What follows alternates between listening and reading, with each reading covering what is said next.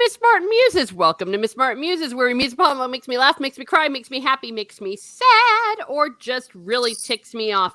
Well, today we're going to talk about something that makes me happy and sad because this ending was quite solid, I think, but it was also quite brutal. And it is Terry Brooks' The Wishsong of Shannara, The Wishsong of Shannara, to which we are finishing today, the final conclusion.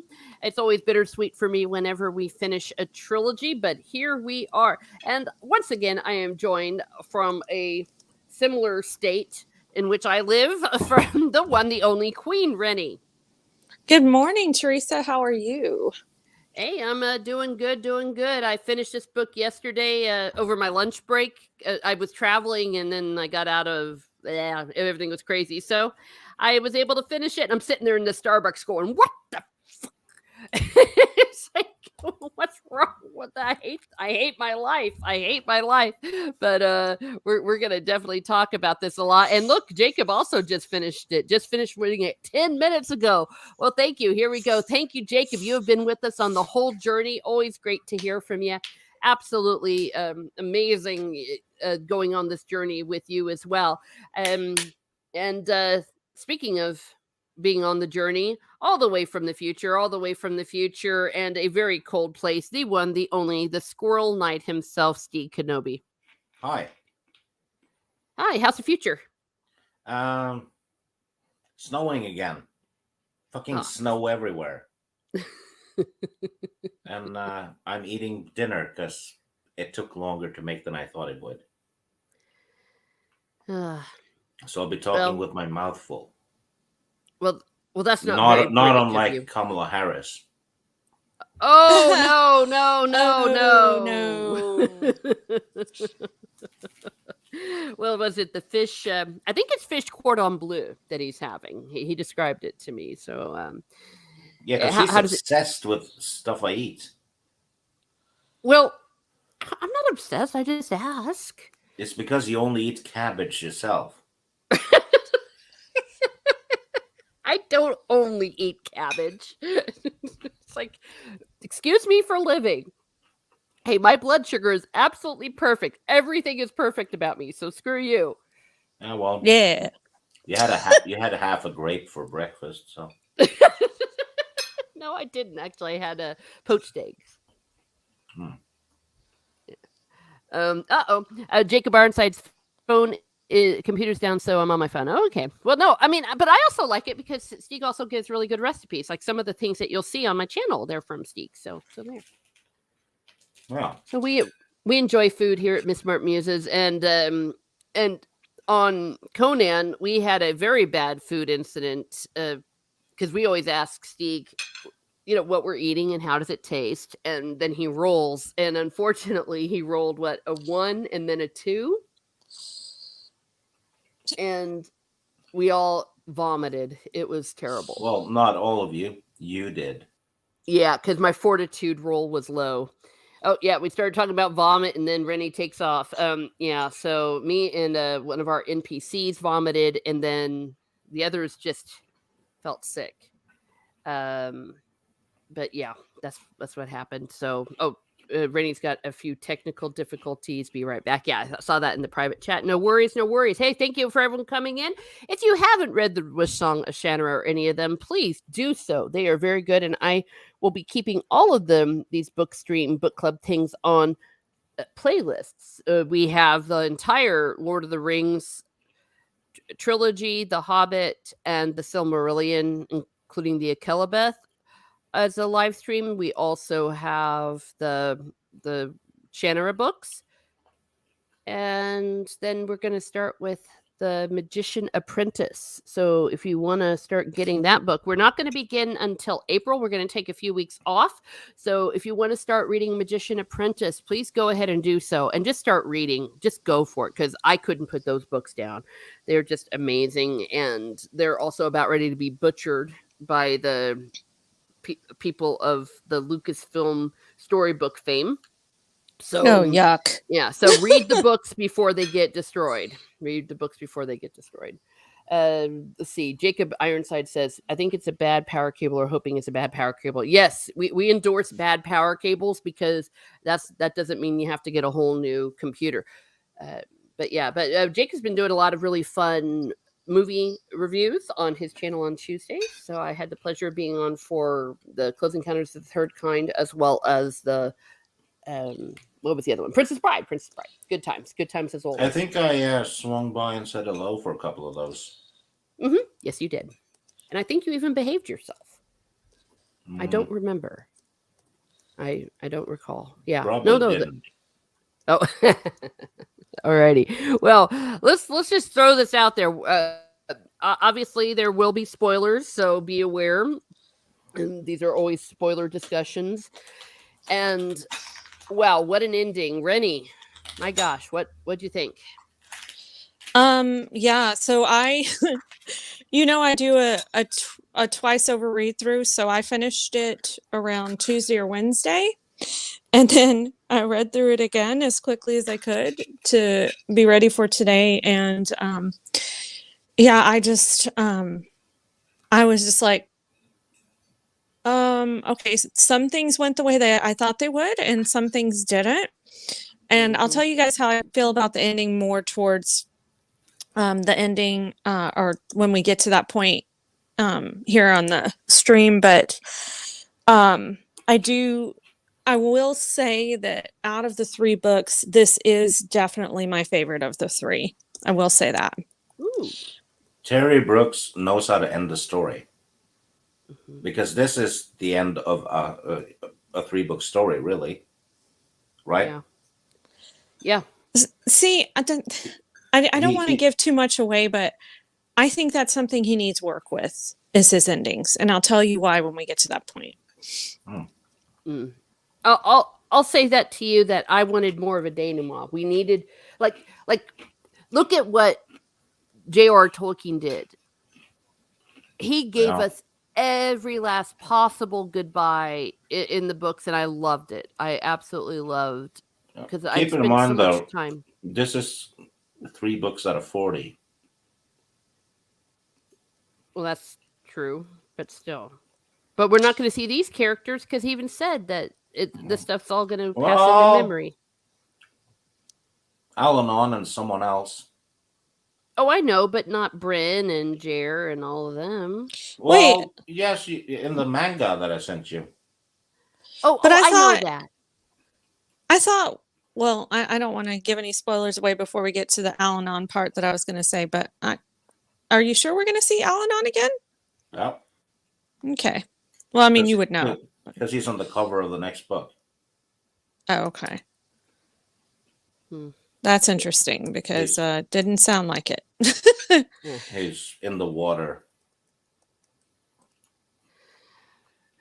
Well, yeah, he's like the lady, but not the lady of the lake, the man of the lake. Jacob Ironside says I would say the same. He's my favorite of 3. Yeah, there you are. Yeah. Yay! Okay, now that, because see, I can't read friggin'. Wait, is it 38 or 39 we start with? Do we start with 38? Yeah, we ended on 37 last time. Oh, yeah, because we were all confused. And yeah, I was I had to re-listen to some stuff, the stream, to figure that out. All right. Well, if there's without further ado, let's just go ahead and jump right into it. I love Whisper more than life itself. Can I just say that? Oh, that yeah, he is I know. He is such a good kitty. He's a good kitty cat. And to be honest, if he had died, I don't think it would have gone well. I would have stabbed someone for sure. Yeah. Yeah, Steve keeps saying, I didn't write it. And I'm like, I'm gonna kill you if that cat dies, or I'm gonna go misery on Terry Brooks. It's like, I will find you, you bastard. It's like, bring her back to life. Bring her back to life. You dirty bird.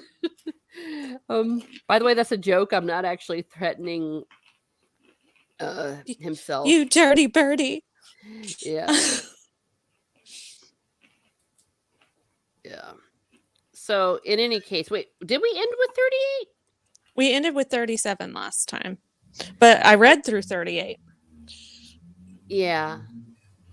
Oh, okay. Yeah. Okay. I got a little bit confused because once again, we're running across the different characters. Okay. Because yeah, when we started, the Melret was like, give me.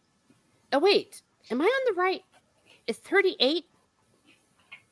Oh, I'm on 30. I cannot friggin' read Roman numerals. 38. Here we go. I was on 33 and I was The thinking, I'm going. Melret died last time. I know he did. Yeah. I'm like, but this is. But then I was like, Jarrett's alive, and I'm like, we already saw that. We already saw that. I was reading 33, not 38. Luffy's God said, I've been here 1 minute and already Al-Anon hate. He is the ghost. It makes me want a giant cat. Yeah, wouldn't that be awesome? Wouldn't that be awesome having a cat like that? All right. Now that I'm really on the correct chapter, so Bryn is going along with Kimber and all of them, and of course Whisper being the MVP. He was the one that tracked her, but Bryn's like, I'm gotta be leaving them. I must go on by myself. And while she's thinking that, Coglin is talking about his kind of power, and he says it's earth power. That's the magic I wield, not the magic of words and spells. No, not that magic. Power born of the elements that comprise the ground on which we walk, outlanders. Chemics, they were once called. So basically, I mean, I was right. He has been using things like gunpowder and what we would consider weapons, like chemical weapons or bombs. Yeah. Yeah, he's like, fires can be exploded. Flesh to stone, choking dust. And they're all like, hey, this is bad magic, because that's the kind of stuff that killed the whole world. Which we were assuming it was some sort of nuclear thing. But I think that's kind of cool that they would think of that as magic. And, people even say that a lot of what we consider science, like electricity and all that, if they were to time travel from like the Middle Ages to here, they would think we were all a bunch of wizards. Right? That's true. Yeah. Mm-hmm. I mean, fun. Picture someone from medieval times watching you turn on the TV with your remote. Mm-hmm. It's like a magic wand. Witchcraft. Mm-hmm. Mm-hmm. Yeah. Just to go slightly off topic, the show I watched, Manifest, there was like a time traveling airplane, and there was some guy like in the 14th century that saw it in the sky, and he described it as a silver dragon flew over them. And it was like, yeah, that's what they would probably think it was, like a dragon. So anyways, he finds this flameless torch that lights their way. It's like, yeah, cool. But Bryn keeps saying over and over again, I must go alone. And they're going to the sewers. But she started to notice that as they were traveling, she's like, this isn't the way. We're going the wrong way. And then it was like, aha, this is my chance. This is where I can leave them. So she used the Wishsong to like make a body double of her for enough time for her to run off and escape. So she runs and jumps over a bridge and then destroys a bridge so that they can't get to her before they figure out that it's really Ghost Bryn. And they're like, when they figure it out, they're like, what has she done? And they're like, we can't get to her. But there's one person who can get to her, and it's Whisper. And so Kimber goes, Whisper, track. And the cat jumps over and runs off. And they're just so excited, and because they know I was so excited rather because I knew that Whisper was coming to the rescue, and she's like, okay, Whisper's doing her job now, we're going to try to find another way. And that's how the chapter ends. Is Whisper awesome, or is she amazingly awesome? I think Whisper is just like the best kitty ever, but yeah, because he's so protective of everyone, and I don't know. You'll find out later, and one of the other chapters, he does something that, pisses people off, but it's a good thing. But, he just, yeah, he's so protective of even his new friends, and it's very sweet. And it's like, oh, what a good kitty. And he Oh, yeah, sounds I so know. pretty. Yeah. Well, this makes me a little bit excited too because I've been reading the Dritz books, and there is a panther character in there that Whisper reminds me of. It's something kind of similar but different. So yeah, I would. The only thing is, a Whisper actually helps out. Like my cats wouldn't do that. They'd be like, "Ah, screw her. Hey, look, here's my new owner, the one that feeds me." But well, it seems like that this is also always part of the hero's journey, that at the end of the day there's a part where the character has to face on their own, like the way Luke had to face Darth Vader on their own. All the other characters, it's like, you cannot go with me. So Stieg, Whisper. Yeah, cool cat, big Yeah. one. Mm-hmm. Yeah, would that be the kind of cat you would tolerate? No. Imagine how much it would cost to feed the damn thing. Oh, the kitty litter. You know? Yeah, that too. You'd need a trash bag. You need a dumpster for a litter box. Jeez. Yeah. Yeah, Jacob Ironside is right though. A Whisper is about the size of Battle Cat from He-Man. Oh, Yeah. okay. Okay, well that makes sense. Yeah, because I picture a really, really big kitty, like maybe twice the size of a regular lion or tiger. So Battle Cat's pretty legit. Yeah. And of course, she's like, go back. But of course, the cat won't, because, well, we learn later that probably when she did the wish song, that they bonded in a very special way. So, through the magic. Well, look who's here, all the way also from the future. We have Mr. Brown's Lance. Well, Luffy is from the future. Evening from the future. Yes. How's the future in Britain? Stieg always pretends he lives in Norway, so he never gives us an update from Downton Abbey. Everyone's saying hello to Brown. Luffy is God is here. Hello, everyone. JT Gunn. Late Night with Cap. Hello. Always great to see America's ass. We endorse America's ass. And Luffy is God. Cats are evil. Oh, well, yeah, they are, but they're kind of cool. And tonight on Mr. Brown's channel, we're going to be watching The Godfather Part 2, or rather reviewing it. So, Yeah. Mr. Brown, if you want to put a link to your stream, go ahead. Yeah, I love me some Godfather, and just the perfect sequel ever. All right, well, before we move on, anything else y'all want to say about this chapter? That pretty much covered it, right? Yeah. Just Is it fleshes out Coughlin a bit. Oh, yeah.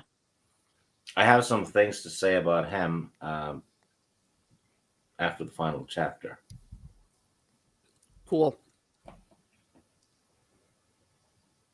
Just a second, I'm swallowing. Someone say something. Hey. No. Oh no, that sounds terrible. Oh, I'm surprised Steve didn't jump on that. I didn't say anything. I know, I'm surprised. That's all I'm saying. Yeah. Oh yeah, like I would really be doing something like that while we're in a live stream. Well, people have probably TikTok channels for that. Or OnlyFans. Yeah. Yeah. Stiff competition over there. Oh.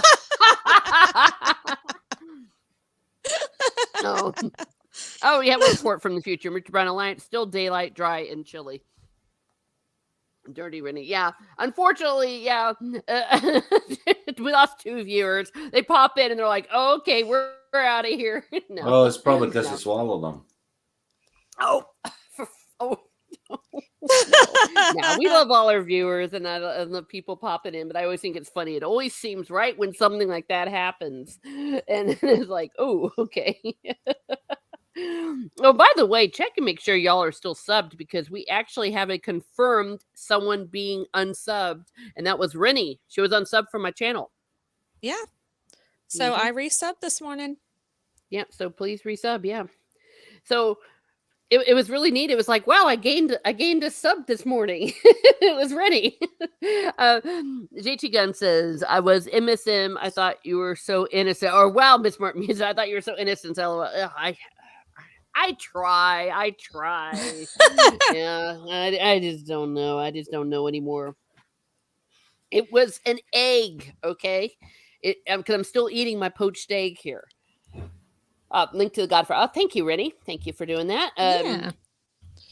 Yeah, good stuff. Again, watch the good stuff. Don't watch this new crap because that's all it is. All right, well, let's go on to chapter 39, which is something that's not crap. We're back with Jer and the gang, and they're going through they exit rather the caves of night. I always love the caves of night. It sounds like it's something that you would see in the Princess Bride, the caves of night, the pit of despair.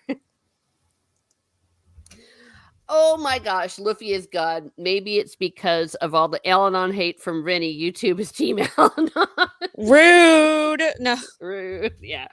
So yeah, no, I thought that was cool, and they had all those mutants. I thought that was a really good little obstacle course. And as they're coming out, they can see the gray mark. Yay! They also see the Croak. That's what I want to say. Croagh. Is suspended stairway high above Greymark, which leads to both Heaven's Well and the Male Mord. Okay, when I thought that Heaven's Well, I felt like that was like a song from a 80s heavy metal band. Every time I saw Heaven's Well, I don't know. It just seemed like that would be a cool title for a song. But yeah, we got knocking on Heaven's Well.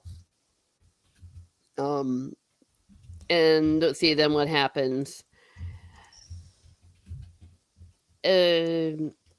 Help complains. What's the the gray mark seems empty. Oh, it's like, yeah, right. It's like, no, these things are never empty. And of course, Slanter, who knows his crap, he's like, well, yeah, because that's why they want you to think that, so that they can lure you into their trap. And then we have a moment, oh my gosh, where Jer starts to think about how they've all bonded. Garrett, Jax, Slanter, Foraker, Aiden, Alessandil, and Helt. They've come all here to help him. And he's like, they're bonding to Jer, and the trust they had been given him transcended the caution and reason that might otherwise have caused them to give greater consideration to the danger of their lives. These 5 would stand by him. Aww. Perhaps that was why he was not afraid. Ugh. And there's another moment coming up too, and that just, my heart.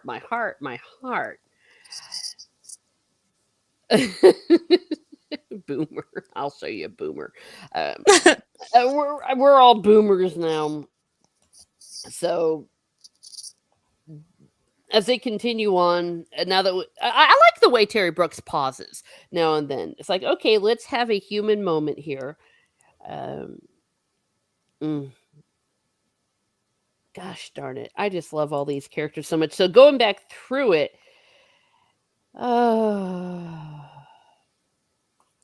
knowing what's coming, my boys. So in any case, they're knowing that they're going to be what they need to sing. Why does he sing? Why do I have the notes here? What did it? Okay, in order to reach the Crow, it was so they could have light. Yeah, because it was pitch black. Well, no, but that was before now, right? Yeah, but it's like they slip. Oh no, I'm sorry. They had to move back into the cave. That was it. I'm not sure we have 12 hours left. I know where Brennan's. I have to use the crystal again. I think I'd better use it now. Oh, got it. Yes. And yeah, they time. Yeah, they're running out of time, and so they needed to find out where she was, and so they went into the cave to use it so that people wouldn't see it, and it was nighttime. Okay, and meanwhile, Bryn is. Oh yeah. Oh, Whisper comes and gets Bryn now. Oh, I skipped ahead. That she and her eyes misted, and she goes, "Thank you, Kimber." So now she feels better that she's got uh, Whisper by her, even though she knows that what she is about to experience is going to be worse than everything else. And she comes across the male Mord. She could feel its touch and hear its whisper. She was almost across when the black creature rose suddenly a dozen feet in front of her. And we know why. Because it was getting up. No, a big creature comes up. The black thing rose in a split cavern. It was human in look, though hairless and smooth as if sculpted from dark clay. So we have ourselves another creature. And do they and it the creature's black maw split wide open and its hiss filled the silence. And what was happening was Whisper was jumping ahead to protect her. And I was really, really upset here for a moment. Oh, If I I'm was. Oh, yeah. Yeah, because it really looked like Whisper was gonna meet its kitty cat maker. And I was like, no. And oh, is I that found that scene, that whole scene, to be annoying. It was very annoying, and I was internally screaming, "Open your mouth, you stupid hoe! Sing, Yeah, damn it! Save the it was cat!" like, do something. Yes. Instead, it's just like, oh no, poor Whisper. It's like, bitch, if you don't start singing. Yeah. yeah. I was so It- pissed. it's like, yeah, it's poor Whisper because of you. Yeah. Like, it's like this cat is like protecting you, and you're not gonna sit there and try to save its life. I know you're not gonna do that, right? Right? Yeah. Right? And then it's like, and she's not doing anything. What the hell? Yeah. And it was only right when Whisper was about to slide off the bridge that she decided to sing. And the sorrow, I like this though. The song was darker than any she had sung before. It's like, yeah, you don't mess with my cat. And she goes like John Wick. And she had destroyed the black things without almost trying. I mean, she totally obliterated Yeah, those. which like could have done that right away. Yeah. You know? That's true. But at this moment, this is when she truly embraced the magic fully, the dark magic. And then she hugs the cat and tears run down her face. So it was the kitty cat that did it. Okay. And then we go back to our peeps. And they see Bryn. Sorry. And she's there. They're like, yes, boy, she's here. And closer to the pit than we. And then Garrett Jax, being the badass he is, rose swiftly. It's like, seems we have no time left, but to go in now. Give me your hands. And one by one, they reach forward, their hands joining with his. By this we make our pledge. The Veilman shall reach the basin at heaven's well, as he has sworn he would. We are as one in this, whatever happens, as one to the end. Swear it. There was a hushed silence. As one, Helt repeated. As one, the others echoed. The hands fell away, and Garrett Jax turned to Slanter. Take us in. Oh my gosh. I know, Steve, you really like this moment. Yeah, Terry Brooks is good at the hero moments, isn't he? Mm-hmm. Yeah, he really is. Yeah, if this were a movie, the music would be swelling. Yeah, the Lord of the Rings theme would be playing as they run in slow motion out of the cave. Exactly, yeah. And oh my gosh, it would just be. At this moment, I started to get worried. I started to get worried for my boys because this is the second foreshadowing of no matter what. Yeah, so you knew something or someone was gonna get it. Hmm. It At this would be point, weird if it didn't though, because they're basically, if you compare it to the Lord of the Rings, they're about to run through Barad-dûr hmm, while all the orcs are there, kind of. yeah. Yeah. I was really thinking at this point it was going to be Slanter and it was going to be Garrett Jax. I felt about Garrett Jax, but Slanter, I was thinking because you know how it is when I really like a character. Um, oh my goodness gracious, it's hard going back and looking at this because knowing what happens. And speaking of what happens, it is the first. I can't even pronounce it. Firthian Guard. Salut, ladies and gentlemen. Well, thank you for being here. Always great to see you. NP. Oh, no problem. Rennie, cute. I will survive. Yeah. Oh. Oh, will they? Will they though? Um, I just I love these characters, and I also got excited because they're going to be going in and going down there, and I'm like, yay! They're going to all be united. That's right. And Kimber and Rowan and all them too.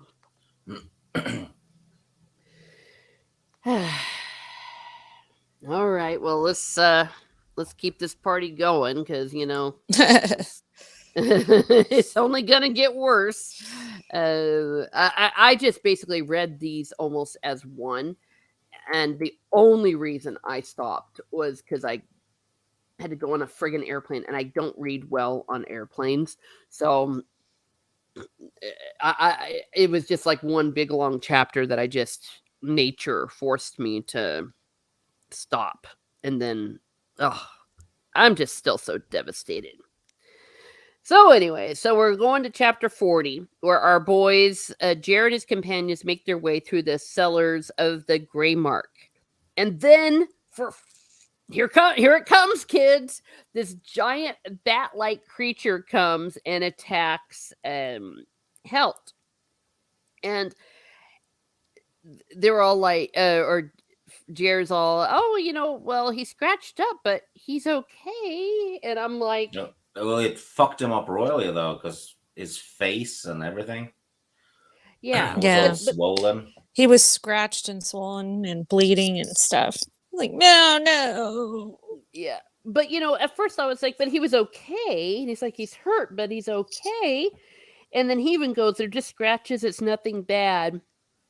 But he was like physically looking like he wasn't feeling great. I think by the way they described how he was walking and how his posture was and stuff.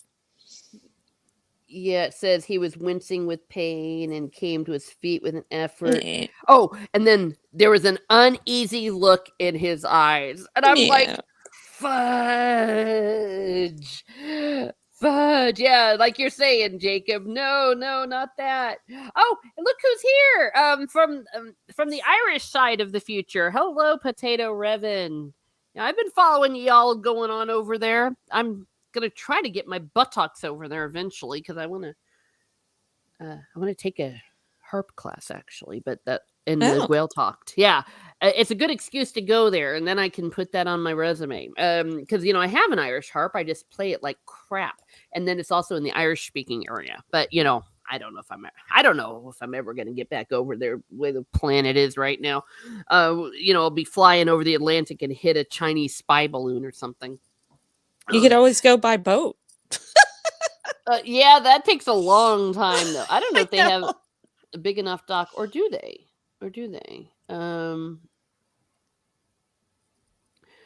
I honestly don't know. Okay, make sure to like, hit, and subscribe. Yes, please like, share, and subscribe. We endorse that here at Miss Martin Muses, for sure. And let's see. Hello, Matt's here. Matt, but did not. Oh wait, never mind. I spoke too soon. Matt does bring the bacon. Hello. Thank you. We got the bacon. Because morning is not good. Oh, let's see. What is Potato Ribbon said? Order flights in January. Aer Lingus 350 each way economy. Oh, yes. Oh, you are correct. Except I'm a snob. I don't usually go economy, but yeah, Aer Lingus is they usually fly into Shannon though. Do they fly into Dublin? I don't know. But yeah, well, last time I went, I did go economy because it was connected with my hotel, and I was able to like get flight and hotel for like $1,500, which was really an amazing deal. So, yeah, Aer Lingus. Well, we'll see. We'll see. If I mean, first of all, I got to renew my passport. I ain't going anywhere till I renew my passport. I had Fruity Pebbles for breakfast. Okay, everyone's saying hello, hello, hello. Dublin is their hub. Oh, duh. Okay, why do I always think of Shannon when I think of that? I don't know. Because yeah, fourth Aer Lingus. Yeah. It reminds me of the Aer Lingus from Look up, it's Aer Lingus flying away today. The only way to go in the sky. That was a song from the 80s. Are you old enough to remember that Aer Lingus commercial? Look Oh up, no, I didn't it's even Aer know that. Lingus. Yeah, no, that because that was the airplane thing. Yeah, but I don't have points on Aer Lingus. Potato Ribbon, my June 2nd night hotel is 450. Oh, okay. I was thinking it sounds kind of like Aer Lingus, so I did a LRTR Oh, joke. pun. Yeah, with the Sorry. fourth Aer Lingus. Yeah, no, I got it. I think that was Okay, great. cool. Yeah, no, I got it. But then that made me think of the song. Us military do, Shannon. Yeah. Shannon's well, never mind. So, yeah, we'll talk about that on another Teresa Travels. Yeah, but that's great. It's always great to hear from Ireland because I'm biased. So where are we? Jaron and his companion. Oh wait. Oh, Helt. My gosh, Helt got his ass kicked, and he has an uneasy look in his eyes. We are worried. Well- we are worried about him. Well, Garrett Jacks killed the bat thing epically, though. Yes, and Oh. like tacked it to the wall, so to speak, and yeah. It's cute. Yeah. Daggers flew from his hands. Yeah. I picture love that scene in V for Vendetta when he just like throws the knives, except for it hits that bat thing, you know? Uh-huh. Sorry. No. I mean, he's a beast. He's an absolute beast. And then, of course, there has to always be something to cause tension. They're like, gnomes are appearing from everywhere, and they're like, we got to get out of here. The drop gate there, and he pointed across the courtyard to a portcullis. Quickest way for us to reach the Krog. Gnomes will realize what we're about in a minute, and they'll bring down the portcullis. So we've got to get there in time. And they're like, go, go, go. We have to jam the wheel. Quick. And then Slanter goes, shades. And they broke for the gate in a rush. And I'm like, fuck. Oh, well, thank you, Potato Ribbon. I appreciate that. So, crap's gonna hit the fan. But then they break it up where Brendan moves on and she starts to like feel like one with the light and the magic and stuff. And she's like, oh, the forest. It's like moving. And she's like, it's alive. It's alive. And she's like, Mailmord, I am come to you. You're skipping a shitload, though. Well, it's just a few paragraphs. What did I skip? Them being attacked again, and her sending. She sent Whisper away, and then they got attacked again. Well, no. Well, not yet. Because she's just walking down, and then she's feeling this here, and then. I think I know what you're talking about, though, because she almost says the same thing several times. But no, this is right when she's first getting in. Yeah, because she's like, Milmord, I'm come to you. And then she turns to the cat and goes, "Protect my back again, if you would protect me at all. Perhaps it will not be as the grim ponderate foretold, then I shall die here." And then she's like, "Keep the way safe for me, Whisper, and keep your mistress." No, And you've skipped quite a bit.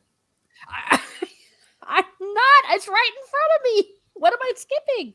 Because she's gonna sing to the. I'm on page 435. There's just like two Okay. pages.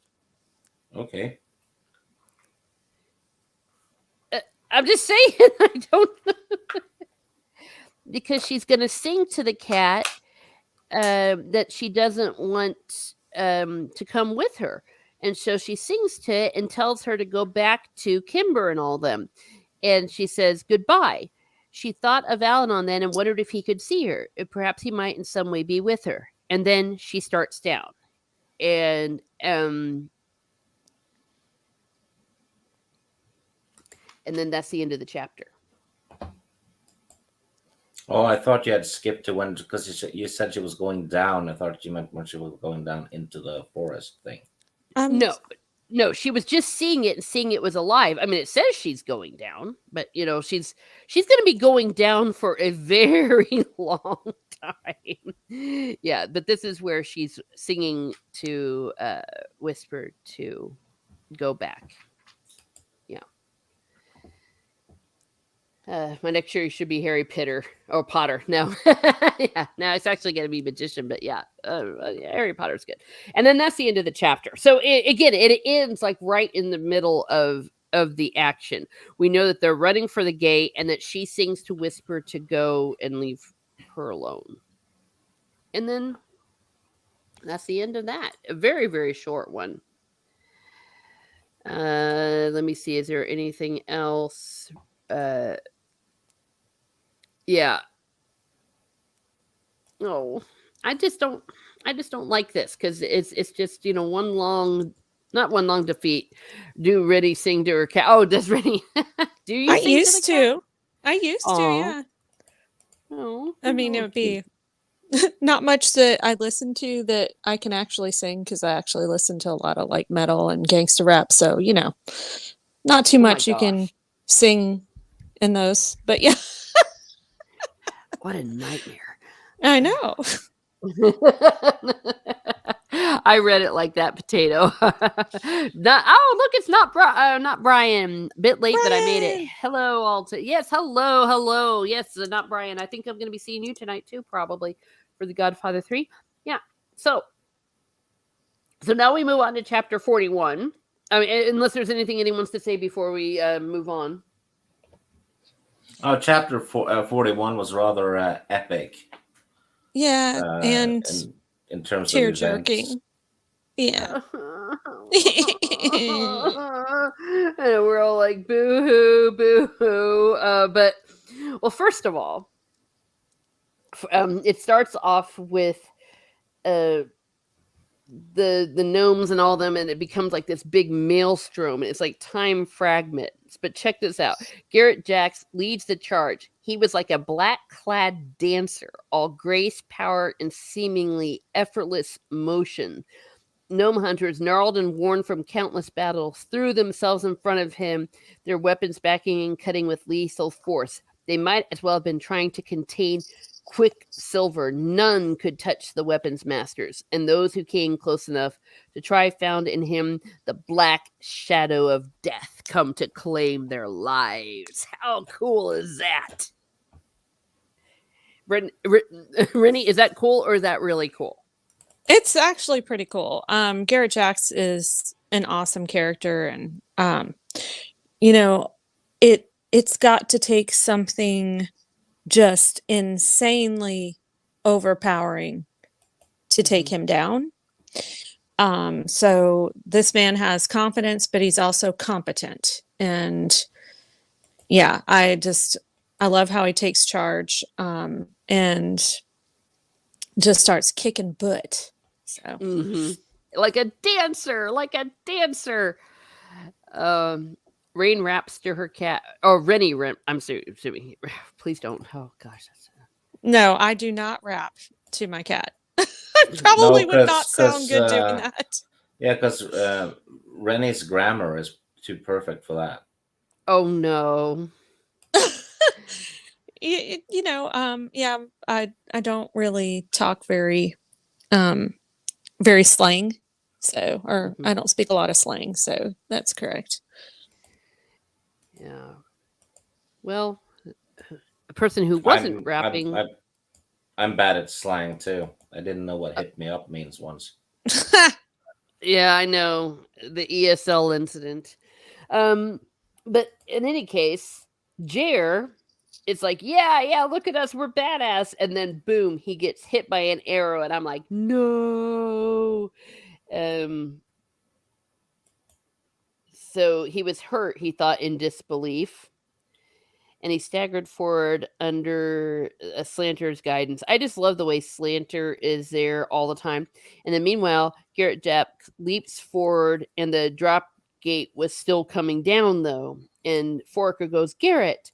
He warns, but then it was Helt who acted. He charged through the gnome hunters, pike lowered, sweeping them aside like leaves scattered in the fall wind. Blows rained down upon him, but he shrugged them aside as if they were not felt and went on. Then he was before the blockhouse, his giant frame slamming into the closed doors. I mean, what a beast. The doors buckled with a crunch and flew apart, and the borderman was within. He hurtled into a knot of defenders, flinging them from the machinery like dolls. The drop gate slowed, his massive hands closing about the wrench levers to pull them tight again. The drop gate slowed and stopped to a grinding of chains and gears. So he just went in and just, stopped it, and like a human, Like a or boss. a battering ram. I mean, oh my gosh. And then meanwhile, Jer is fell to his knees, and Slanter goes, "Sorry, boy, but I've got to do this." And I'm like, "Ouch!" He pulls out the arrow. I'm like, "That hurts so bad." Well, it's a dart, not an arrow, though. Oh, it's a dart. I think Yeah. so, yeah. Oh, okay, But it's a there are a dart. lot of arrows being flung at the same time. Okay, my fault. Well, I thought it said tip. It was a dart. Okay, yeah, my fault. It was a dart. So he was darted. Meanwhile, he's going, "Help!"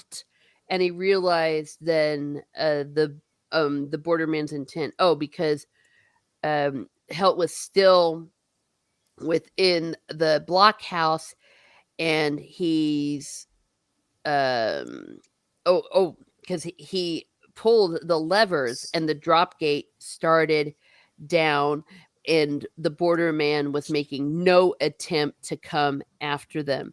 He was just watching as the gate descended. Help meant to bring down the drop gate and jam it from the other side, so that the gnomes and stuff couldn't come after them. But if he did so, he would be trapped there. And he goes, "No!" And but the gate was coming down. He's going, "Help!" And Jer stood frozen behind the gate, and the weapons master turned him about roughly and said, Go quickly." He was dying already. The winged thing in the storeroom poisoned him. It was in his eyes, Veilman. And then Garrett's like, "The poison was lethal. He knew he was dying, and he chose this way to finish it. Now run." And Also, incidentally, "helt" is how you spell hero in Norwegian. no Oh, way. that's cool. Oh, but I thought that was just such a heroic moment. First, he was a beast opening it for them, and then he stayed behind to jam it, knowing he was going to die anyway. So he chose this way to die, Yeah, helping he them. went out in a way of his choosing, and I thought that was pretty cool. Yeah, and sacrificed. Helt was a badass. Yes, he was. Oh, and then Jer, what does he say? Giant Helt. He remembered his kindness toward him. He remembered his gentle eyes. Helt, about whom he had known very little, and his head lowered to shield his tears. He ran on. Oh, oh my gosh! But lots of me. I mean, we have Garrett Jax, and then we have Helt do this. So I'm like, okay, we've got one death. Everyone else is gonna be okay, right? So I don't know. Meanwhile, back with Bryn, they the black there's another black creature that approaches at the edge of the Krog, and Whisper once again, like holy crap, Whisper.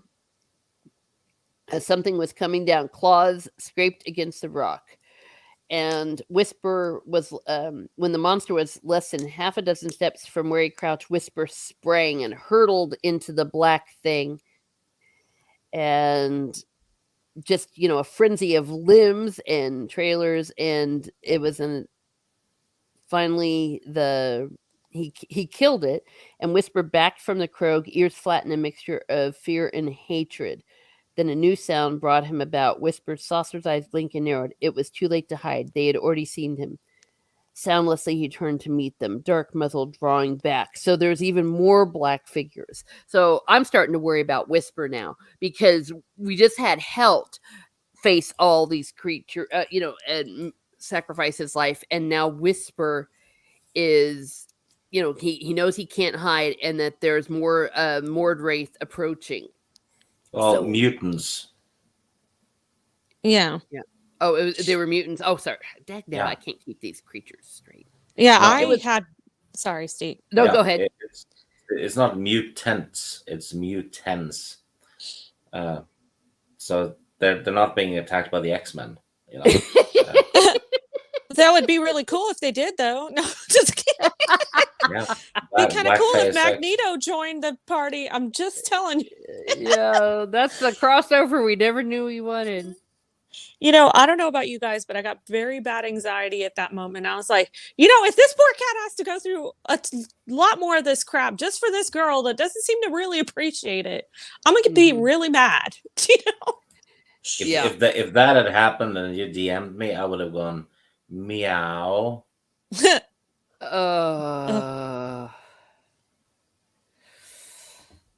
No, that would not have been okay, Stieg. That wouldn't have even been funny. No.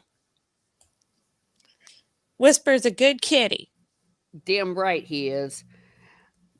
Okay. Meanwhile, now Whisper's in danger, and Jarrett, Olmsford, and the companions are racing through shadows. I just keep imagining a little bit of that scene in Fellowship of the Ring when they're running through Barad-dûr, and the music dun, dun, dun, dun, dun. And nothing that lived here gave tolerance to life, and those within found only comfort in death, and it sought my death. Like, this whole place is just death. And he's like, but the race, where are they? And he's all in pain because his dart got to him, and the gnome's like, hey dude, the pain tells you that you're still alive, boy, now run. Or alive, boy, now run. So so I'm gonna think of that line. It's like every time I'm in pain or I stub my toe, it's like it's showing me I'm still alive. Right? It's like, all right, well, I'm still alive. It's good. Mm-hmm.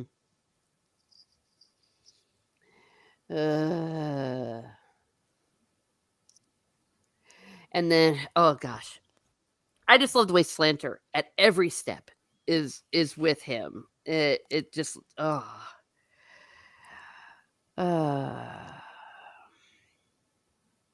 then Jared's like, it's okay, the gnomes are behind us. We'll get away just as we have before. And then Slanter goes, no, we'll not get away this time, boy. Not this time. We'll all be dead before it's done. And I'm like, no. And so they have to run for it again. It's like, we have to run for it again. So they were running, and then there were some stairs, and they're like, the stairs, and they all go running. And then, where is the Krog gnome? Through the hallway, beyond the balcony. Quick now. So they all rush. And halfway up, the gnomes caught them. And I go, no.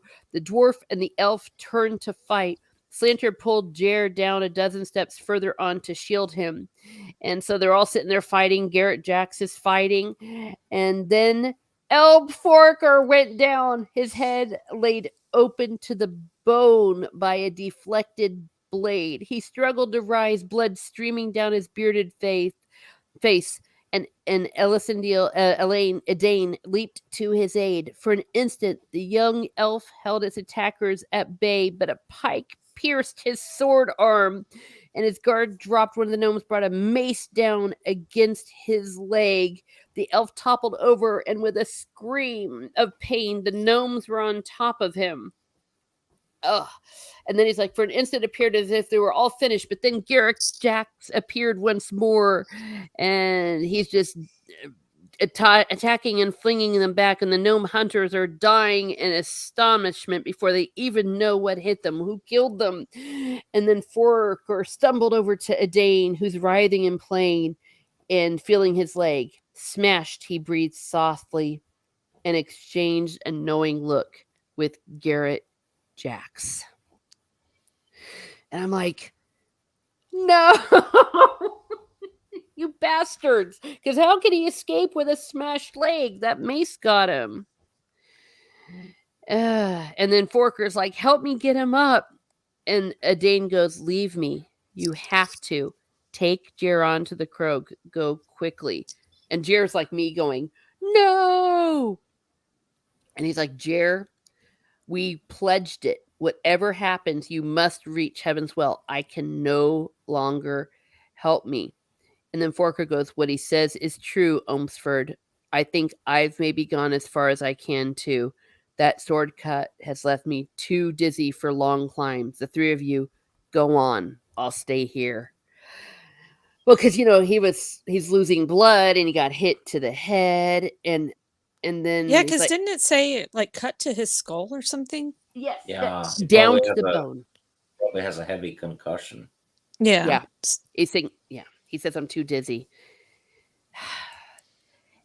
And then Adane's like, Elb, no, you can't do that. He goes, my choice, Adane. The dwarf cut him short. My choice as it was yours when you chose to come to my aid. We have a bond, you and I.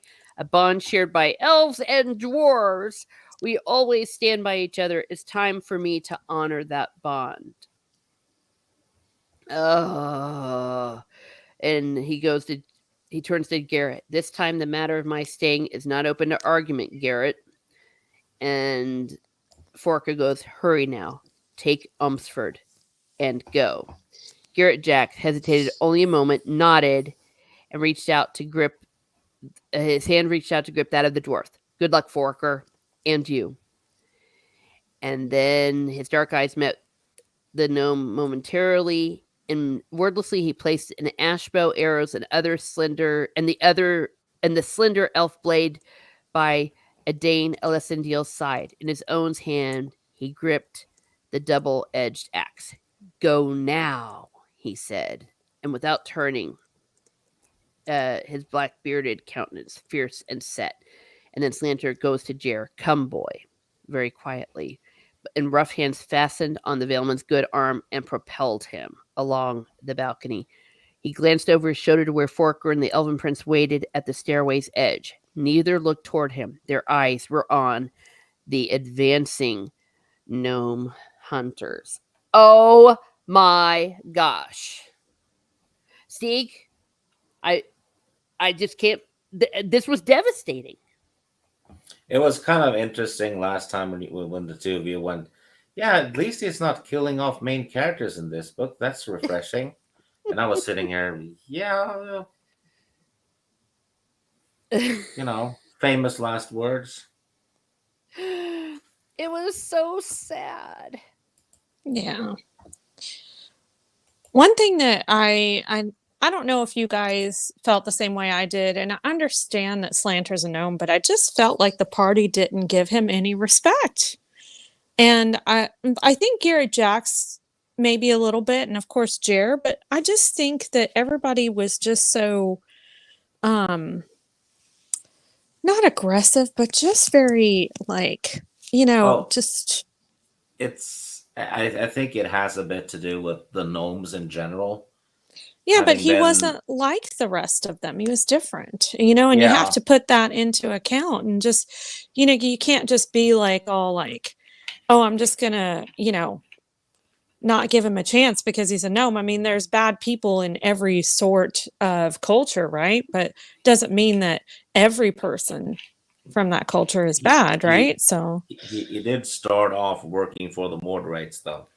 he did, but he also turned it around and said he wasn't interested in that kind of lifestyle, and he wasn't interested in joining the party at first, but he's like, look, I just want to do my own thing. I don't want to be involved in this crap sucks, which I could totally respect, as far as like the mord race and stuff. But I don't think he was given a fair chance by the party, and that kind of made me sad for him because he's a very likable character. Sorry, I was grabbing my coffee. Yes, I was hearing everything, and you're right. But I mean, they also though they didn't have time to sit around and have pleasantries either. Well, they didn't, but it seems like the rest of them really bonded, and the only person that Slanter really bonded to was Jer. Mm. Yeah, Yeah. that's true. Yeah. But Garrett Jack started liking him more and more, though. Yeah, and I think Helt respected him because he was a tracker, but that's pretty much it. They just all kind of were very, uninclusive with him, and it made me kind of sad for his sake because I'm like, all it takes sometimes to turn someone's life around is a little bit of kindness, and I wish they would have given him just a teeny bit more. Jacob Ironside points out they have been at war with the gnomes for centuries. Yeah. Yeah, the gnomes, they've been fuckers for a long time. Yeah. Yeah, no, I see your point. I didn't catch that, maybe only because I just felt like it was such a quick moment. It's like every time they were with each other, it was just one thing after another. It's like they didn't have time to sit around and bond. Yeah. And some of them, didn't they know each other before? Like Dane, I thought for some reason, and Forker. No, they Dane didn't know any of them, but Foraker and Garrett knew each other. Okay. And I think maybe Foraker might have known Helt. Yeah, I think that was about it. Okay. All right. Fair enough. I'm definitely going to reread these. Or maybe even get them on Audible and like listen to them, because I often like to listen to books while I'm. Yeah, they are very rereadable books. Mm-hmm. Yeah. This is one aspect that it'll be a bit of a relief when I'm doing the Magician Apprentice and Master, because it won't be my first time, so I won't feel as a little bit blind, but I do like not knowing what's happening. Luffy's God says, did Rennie just make a speech about giving characters a chance? The number one Al-Anon hater. I am not a number one Al-Anon hater. I just, I understand that he's a good guy, but he's not a likable character, in my opinion. No, it's not a likable person, but a cool character, maybe. Yeah. Yeah. He didn't have the warmth that Gandalf had, for example. Yeah. Yeah. Are gnomes vegan? Because you don't like vegans, eh? Vegans are nasty. Oh gosh. Wait, so Brown is a gnome? Makes it. Wait, Brown is a vegan? Yes. I'll say this about vegans. I've got nothing. Just like any diet, I've got nothing against anyone. It's just when there's an ideology attached to it, I think that it's weird. It's like, hey, if that's how you want to eat, knock yourself out, but don't go around and like pour blood all over yourself and pour milk around supermarkets and stuff. I have something to say about vegans. Being a vegan is a huge mistake. Yes. Just because of this, I'm going to get a steak. You know how long it's been since I've had a steak? I think it was when I made that one. Got a filet mignon I made myself. Gosh, it's been months. I want to have a steak now. Thank you. Luffy's God said, translated, hater. Miss Martin banned from Browns. Yeah, I'll eat a steak while we're doing the stream. Yeah, You know I'll what get it. would have been fun though, if he was a vegan, and his name was Mr. Green instead of Brown. Yeah. Yeah. I think that was one of the recipes you gave me because I think I did a bit of a marinade with it and I had onions. Yeah, I maybe. need to make a video about that. Yeah, but I digress. All right. So now we've had our food break and this horrible chapter. Horrible chapter. All these well, I mean it's a great chapter, but horrible because our peeps are all Yeah, dropping and like flies. seemingly the cat is in for it too, right? Yes, like you Yeah. said, the In the cat, same chapter. the bastards. Yeah, I was rereading that and I was like thinking, did they kill the cat? I didn't remember. So I was kind of, Yeah. Oh, you terrible, terrible, terrible, terrible, terrible person. I didn't write the damn book. Oh, that's true. I know. Actually, it's not fair. I do tend to blame you, don't I?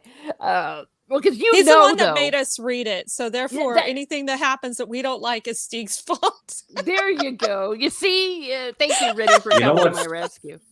You know what's ridiculous? What? Terry Brooks has killed a pile of main characters in these books. Yet he doesn't get any shit. George Martin has killed far, far less, and he gets shit. People say, oh, he's killed 80 main characters. Like, no, he's killed like 2 of them. Well, Yeah. people haven't even read the books. Well, I Yeah. think like the Red Wedding just really upset people. Well, he only killed 1 there. 2. No. Catelyn. Because Catelyn and well, she comes back, but yeah, she like comes back though. Yeah. not the same, you know. Yeah. Upgraded. Yeah, because she was a pain in the ass. They made her far too sympathetic in the TV show. Yeah, but and, I and digress. Yeah. in the TV show they have his wife that's pregnant get stabbed too. Right in the baby. Purely for shock value. That doesn't happen in the books. No, she's not No. even there, I don't think. No, she's actually still alive somewhere. Yeah. Yeah, and it's a total different character, anyways. It's not even. Yeah, They just they made just, that they up. just added her Yeah. to get her pregnant and then kill her off for shock value. That was Yeah. the only point of that character Yeah. on the show. Yeah. Well, they suck. Meanwhile, this is where I think you thought, Stieg, I was skipping things because she's again descending. Bryn is descending. Oh wait, before we do, people got. Maybe I should start a cooking channel. Jacob Ironside says, I am having a small brunch of a bagel with garlic, green onions, and lemon cream cheese. Nice. You need to try that recipe that Stieg made me make, with the smoked salmon. It's good. All right. So Bryn is now descending again, but this time she's really descending. And the foliage is rising and falling. It's breathing and breathing, and it's like it's hot. It's like she's like in this living forest hothouse thing, and she knows that down here in this tangle, the Ildak is hidden, or Ildatch rather, and she's changed. I think you also skipped where she told Whisper to guard the stairway. No, she talked no, about I her talked singing the about wish that. song to him. Yeah, and then yeah, I said that. Yeah, because she used the wish song on the cat twice. That's why I'm confused. It was once to get the cat to go back to Kimber and company, but it didn't work. And then later on, she did it to have the cat guard the staircase. Yeah, because the cat wouldn't go back. It So the went cat's- back first, and then it returned and saved Bren. Yeah. Well, yeah, that was that one, and then she sang, and then the cat lay down to have her back. Yeah. Okay. And and as she's going, she's being changed, and then she realizes that maybe it was always like this, but she's just now understanding as she's becoming one with the magic.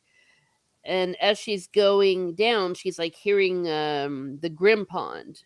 Look within, Bryn of Shannara, do you see now? And suddenly she saw everything. It had been told to her at the Valley of Shale, but she had not understood. Savior and Destroyer. Bremen had named her, risen from the Hadesborn to summon Alanon, Savior and Destroyer. It was not within the Maelmord that she must look to find her answers, not within the pit. It was within herself. There would be no struggle here. Instead, there would be a joining. Gently she started to sing, and the wish song swelled forth hard and eager. It stroked and soothed. Accept me, Maelmord, it whispered. We are the same. The Maelmord was created to prevent anything from entering that was not in harmony with it. And since she's in harmony with it and singing her song, she's able to come through. And exhilarated, she soared as she sang. She was crying and responding with the music. Come to me, come to me. Bryn passed from the Krog into the jungle beyond. Dun, dun, dun. Oh gosh, it got tentacly. You're kind of right. I thought it was a little bit, yeah. Yeah, a little sexual kind of language there. And then meanwhile, we go back to Roan, who's like, there's got to be an end to these sewers for cat's sake. And they're like finding, some blood. And he's like, no, the blood can't be hers. And then Kimber goes, it's Whispers. And there was Whisper. They see Whisper locked in battle with a pair of faceless black things. So they become reunited with Whisper. And they're like, Kimber, look out. And the wraith pointed toward the girl, and red fire exploded from its finger. So they have a big-ass battle. And then Coglin appears, old and bent and fierce, as he screamed at the wraith in challenge. Taste a bit of my magic, you worm food. See what you can do against it. So I thought that was pretty cool. For a grumpy old man, he wound up being a pretty cool character, in my opinion. I like Coglin. Yeah. So anyway, so after they do this, Coglin is buried under the rubble, but he is unharmed. And Roan prepares to cross the bridge and go down after Bryn. Coglin also blows up a couple of the wraiths. Oh yeah, that's what I'm saying. He dynamites them. Yeah, and they wind up turning to ash, right? Yeah. Yeah, that was pretty cool. He kind of blows up their shape, kind of, so it spreads or something, right? I like how he I don't know if it was Vicks Vapor Rub that he put in his nostrils, but he was showing them, look, because they were in the sewers, right? And he was like, this will keep you from smelling the nastiness. So he put it on the ends of his nostrils, and it kept them from smelling, or kept him from smelling yuckies. Yeah. No, I thought that was great. This is old man, yeah. And meanwhile, Rowan's like, okay, let's go. But Whisper is stopping him. And he says, like, get your cat out of my way, Kimber. I'm going down. And the girl called to the moorcat, but Whisper stayed where she was. And finally, the girl stepped back. Bryn as well. She has gone down into the pit. Then I must go after her. You must remain here. He's like, I can't do that. I can't remain here. I got to go after her. And she's like, you can't. She made Whisper her sentry. No one may pass, not even me. And he's like, but he's your cat. Make a move. I'm like, obviously this guy doesn't know cats very well. And she's like, he won't let you pass. And then Roan is like, well, what am I supposed to do now? So, plot point, and also just how awesome Whisper is. Yeah, Jacob says, I was thinking while reading this, if she turns into a massive vine through a tree, I'm going to kick somebody. I actually was worried about that. I was like, whoa, because it was reminding me a little too much of what happened to Amberly, how she was becoming one with the magic and stuff. And I'm like, or she was going to like become the book or the guardian of the book. I was going to lose my crap. But yay, she didn't.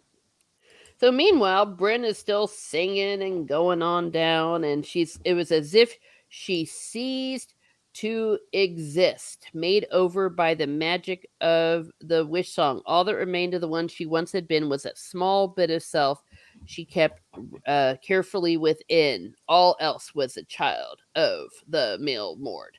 Find the Ildach, find the book of dark magic. Then whispered warnings brushed at her.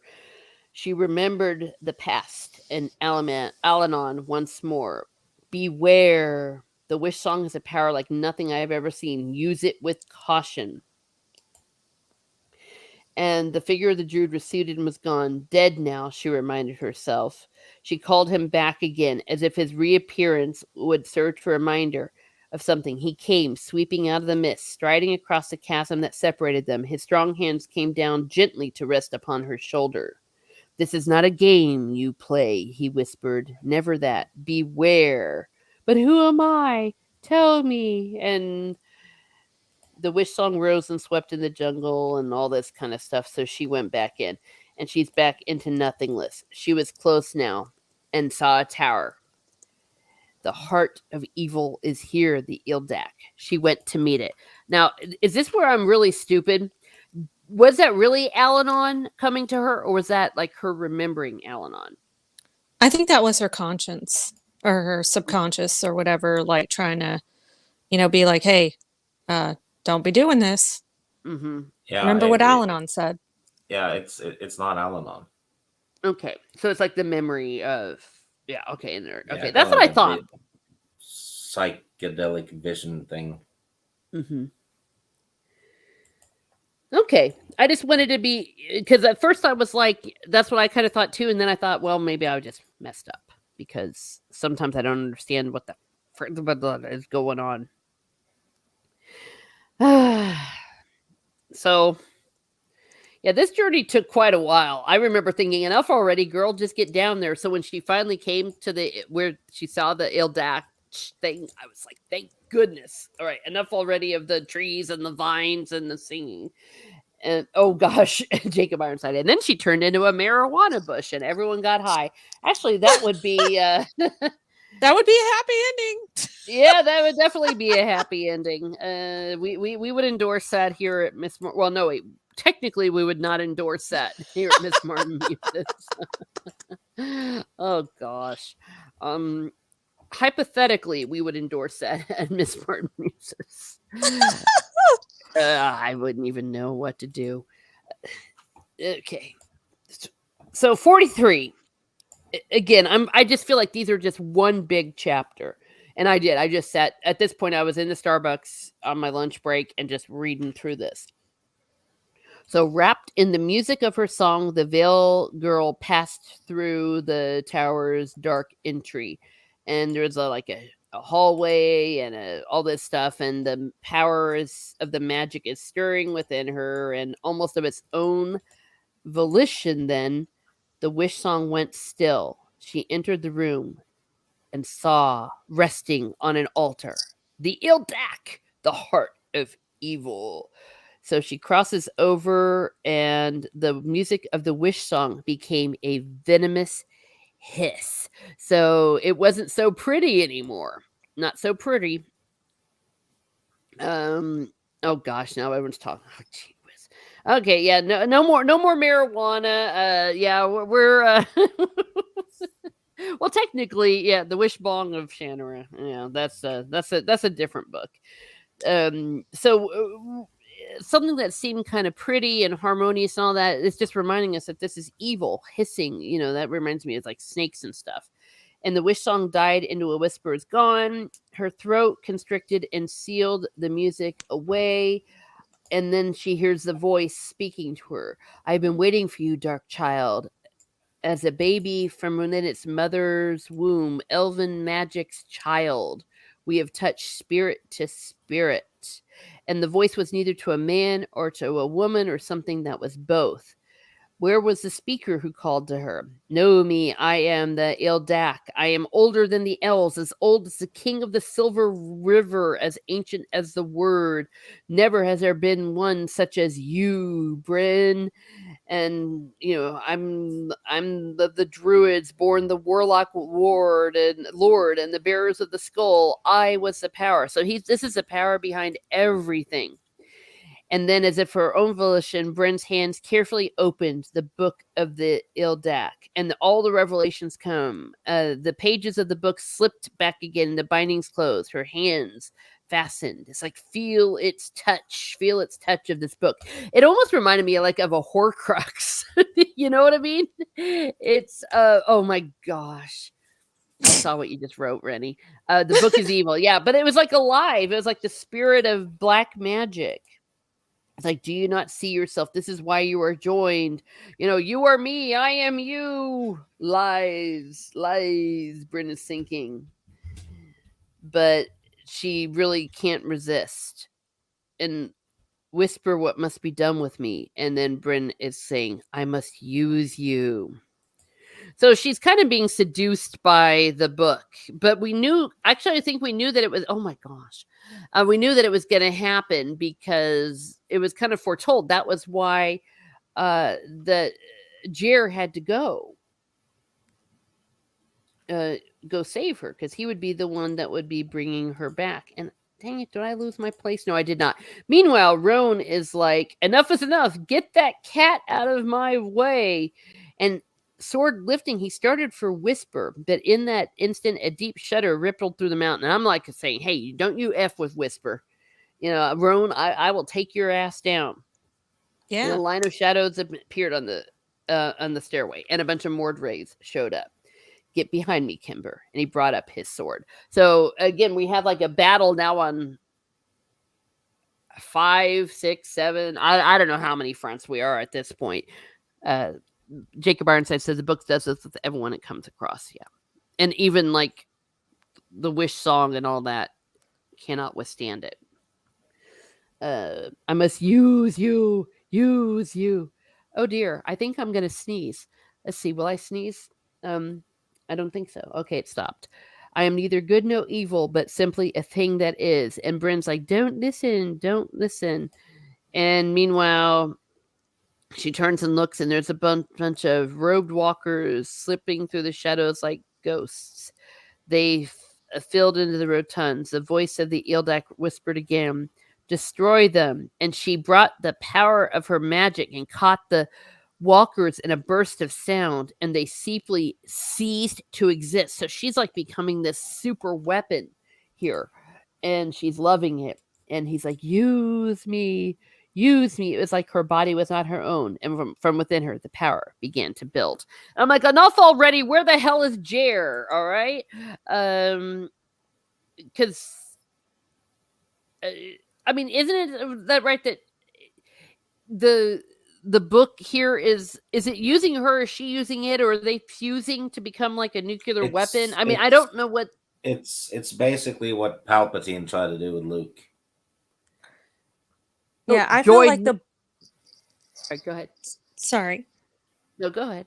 I feel like the book was using her, and especially like when we read on to one of the later chapters, it knew that the power would corrupt her and encouraged her to utilize such power, and then she came to the point where she was craving this power and enjoying using it and enjoying killing and destroying and all that stuff. So yes, it kind of, I guess, manipulated her would be a better word for it. But at the same time, she also, was falling for it and accepting it and going full force into this kind of, evil beast mode. So, Yeah. I agree, Jacob Ironside. At this point, I really wanted the book to shut up. Yes, please do. For real. Yeah. No, that makes total sense what both of you said.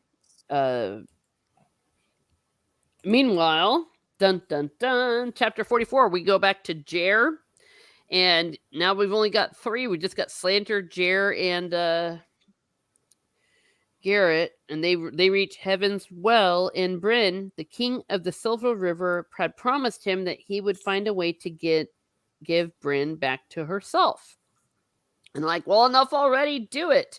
But no, we must talk about it some more. For my notes. Okay. Bitterness and anger flooded through the Valeman. Yeah, I'd be kind of bitter too. Meanwhile, Garrett Jacks motioned for them to wait, and they saw something inhuman, something that wasn't real. The weapons master turned, gray eyes fixing on him. One hand beckoned, "Hurry, boy. Can't see anything from here. Wait, gnome. There's something there. Something that waits." Dun, dun, dun. And Garrett's like, "Shh." And it was neither a gnome nor a wraith, but a powerfully built creature, almost man-shaped, with a thick ruff about its loins and great hooked claws, cruel yellow eyes. The thing came into the light and stopped. It was not black like the rays. It was red. "What is it?" Jer whispered. "It's a Jakira." Is that right? Yeah. Give, It's the Give thing us that killed Jacker. Alanon. Yeah. Yeah. And he goes, "Valeman, it is the dream," Garrett Jacks cried, a strange, wild look on his face. "Journey's end." And he's like, "What? The dream, the vision I had, but the dream showed you a thing of fire." It's like, yes, that's how it appeared. Now he's seeing, because, it was red. But it was a cry that this creature's given. "This is the battle I was promised." And he's like so excited. And yeah, and it's like, "You mean to fight this thing?" said Slanter. He's like, "Keep back from me." He's not, and Garrett's like being so awesome, he's not even looking at him. "I am not the borderman, gnome. I am the weapons master, and I have never lost a battle." And the cold eyes flickered briefly in the direction and fixed once more on the Jakira. And Jer tries to interfere. "No, you don't," the gnome snapped. "He wants this fight. Let him have it. Never lost a bottle. Lost his mind. That's what he's lost." I love it. And Garrett Jacks is gliding forward. "Take the Valeman into the cavern and find the well, gnome. Do it when the creature comes for me. Do what you have come here to do. Remember the pledge." So it's not just necessarily like the never-ending battle, or the impossible dream thing that Garrett's going on. There's a point, but by doing this impossible battle, he is going to give them a chance to slip past. He's like, "Go, Jer Almsford. When it comes for me again, go." And Slanter's like, "I'm done arguing with you, boy," because at first Jer's not wanting to come. And then the claw again, and then the Jakira attacked, and again Garrett Jack sideswiped, but then finally he was a little slow. The claws of the Jakira ripped through the sleeve of his tunic, and into his arm. Jer cried out, pulling free of Slanter, and I love this. Slanter spun him about and hit him. The blow hit him squarely on the chin. I'm like, yes. It's like, how many times, Jer, do you have to be told? Let it be. Go on. But Rennie, this is the moment with Garrett Jacks. I was so excited. Yeah, no, I was excited, but I did know it was time for him to meet his maker. I was like, oh no, he gonna die. Yeah. You just knew it, it's like, oh, because I mean, if that thing killed Alanon, there's no way a mortal is going to survive this battle. But it doesn't mean that he wasn't going to take him out with him. Yeah. It was clear. It was his destiny. And it makes sense that, Garrett Jacks, he always won.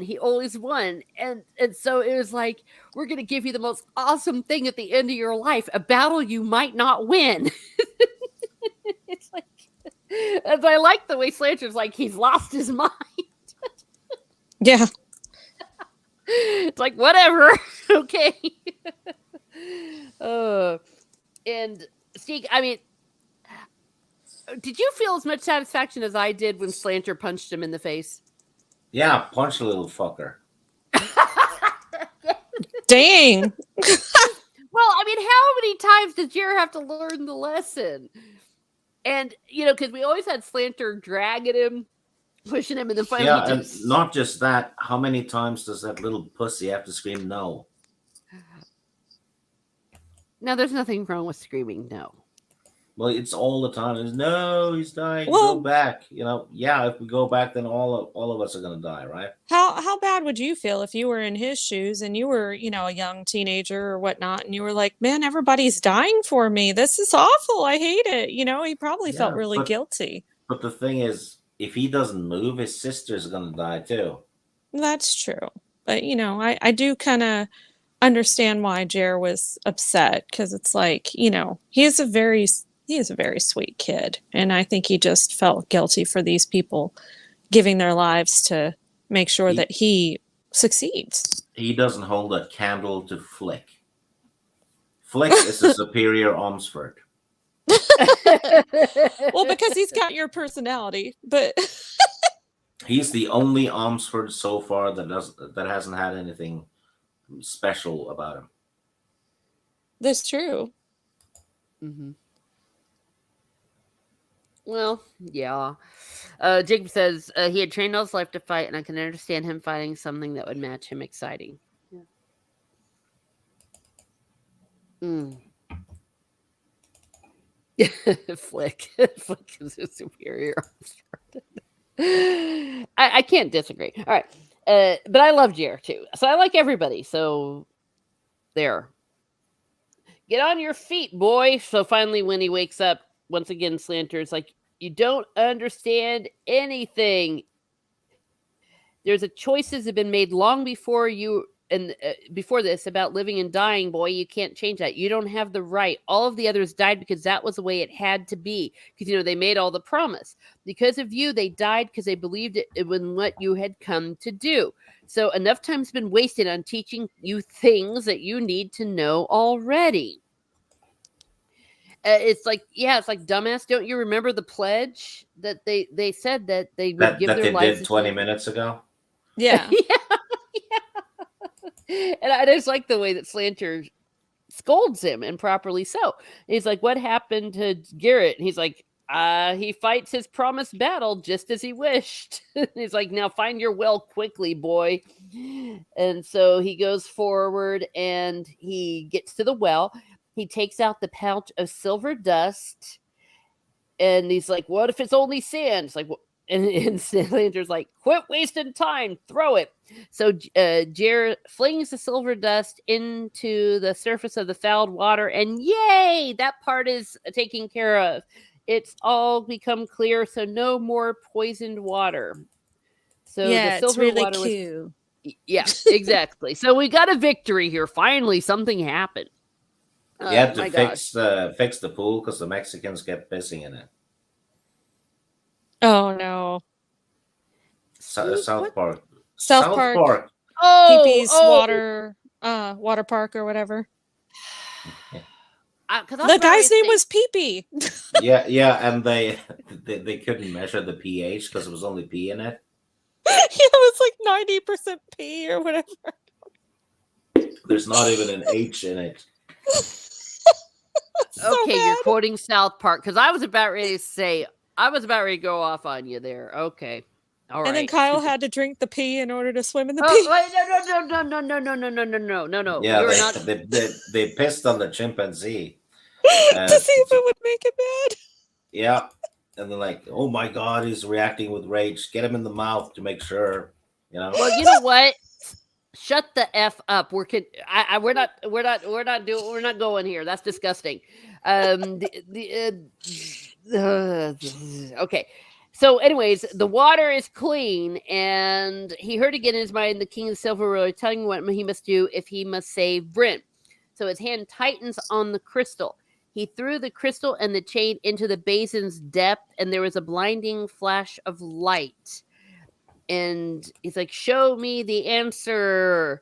A tower room appeared, cavernous and flooded with musted graying light. And then the face of his sister appeared. And then we go over to Bryn, where Bryn is feeling the eyes looking at her. Stay from me, she howled. I am the dark child. And she's realizing then as she's doing this that maybe she's not going to physically die, but it was her own death indeed. It was not the death that she had supposed. It was the death of herself by being entrapped by the magic. She was destroying herself. So it's like her soul was dying. She's like, stay away, stay away. And Jer is looking and saying, this is his sister, but he doesn't even recognize her. Her face is so twisted and barely reconcilable or recognizable. And at that point, I guess it hadn't occurred to me that she would be physically looking different. But now we see her through Jared's eyes. And she is just as the king of the Silver River said she would be. And Al-Anon, where's Al-Anon? Where's Roan? That reminded me, yeah, he still doesn't even know about Al-Anon. And he doesn't know what's happened to Roan. And then a terrible desperation filled the Vale men. Al-Anon, Bryn, Roan, the company from Kilhaven, all were gone. And then finally Sandra's like, get back from there and use what sense. And then he's like, oh, I must go to her. And he remembered, only once shall the magic of your wish song be used to create not illusion but reality. So he uses the wish song and creates something real. He steps in, disappears, and goes to Bryn. Dun, dun, dun. Yes, poor Slander.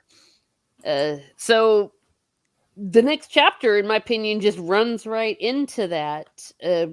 So Jer goes in, let me change the chapter, and he realizes that he's been transported. I don't know, like a like on Star Trek or something. I don't know how he gets over there. It's almost like astral projection. Yeah, but it's real though. It's not like a fake. Yeah, because he disappears. Yeah, and it's not an illusion because it's a special kind of magic that he's only allowed to use once.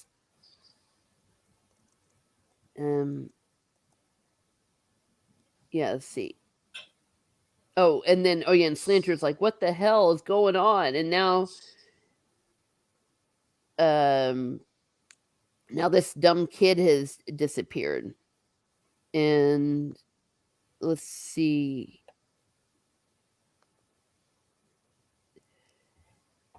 What's going on? Who's saying no more? You see, now I'm confused. Okay, never mind. Slanter's just saying F my life. Then Jer comes back to himself slowly, and a part of the vision of the waters of the basin's wells has shown him, and he sees Bryn. Bryn is a complete distortion. And the book or whatever is like, destroy him, child, destroy him. But Jer keeps singing. His own magic shields him as he slips between himself. So it's like she starts to try to attack him and he sings back. So it's like they're having a sing-off. Kind of that reminds me of in the Silmarillion, remember the sing-off that happened? And then he sings and he's like, Bryn, it called, the book is too heavy, its weight is too great, let it fall, let it fall.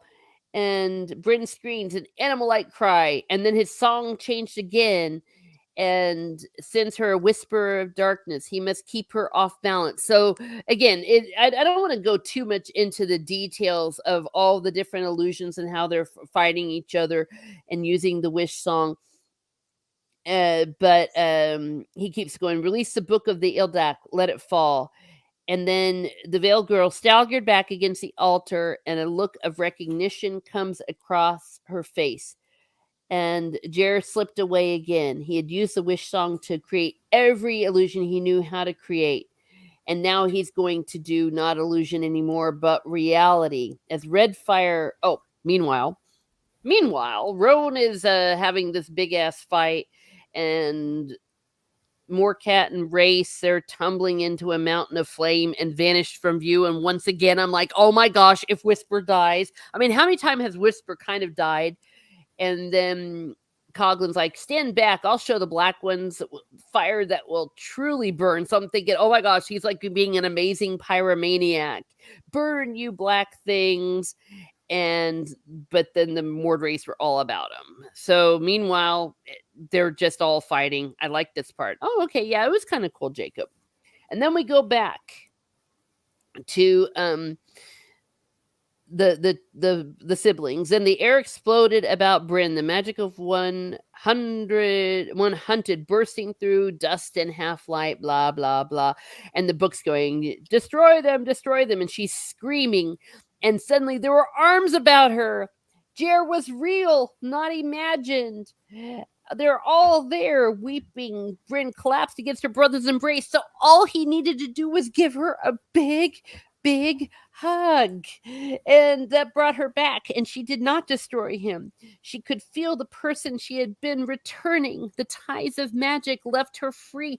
No, you must not release me, says the book. But she's like, no, you lying bastard. I am not the dark child. And then Jer's like, I love you, Bryn. I love you. Do what you were sent here to do, Bryn. And she brought the book high above her head. She was not the dark child. No living thing became a master of the dark magic. Only its slave. She realized it was a lie. And then with a heave, she threw the book from her. The pages ripped and scattered. Then Bryn used the wish song. It sounded hard and quick as it came up the remnants of the book in its power and turned the Ildak to impotent dust. So it was a hug. You see, Steeg? You know, people need to be more touchy-feely. Okay, so touch people and they'll destroy a book. Exactly. I think he also... Sorry. Go ahead. No. I think he also showed her visions of him and then their parents and whatnot, and Al-Anon, everyone, just to remind her of who she was. And, you know, she was seeing herself as this, you know, dark, like, ruler of the world, so to speak. And he was showing her, you know what, Mom and Dad still love you. I still love you. Al-Anon, you know, was trying to help you. And she finally came back to herself and snapped back into reality. Yeah. Yes. So the magic of love. Yeah. Yeah. Bryn book burning says. Yeah, my book. Yeah. The only kind of good book burning. And when that happens, just kind of very similar in my mind's eye when the ring was destroyed in the Lord of the Rings and everything like disintegrates and all the bad things go away, including where they are. It's like you got to get your buttocks out of there.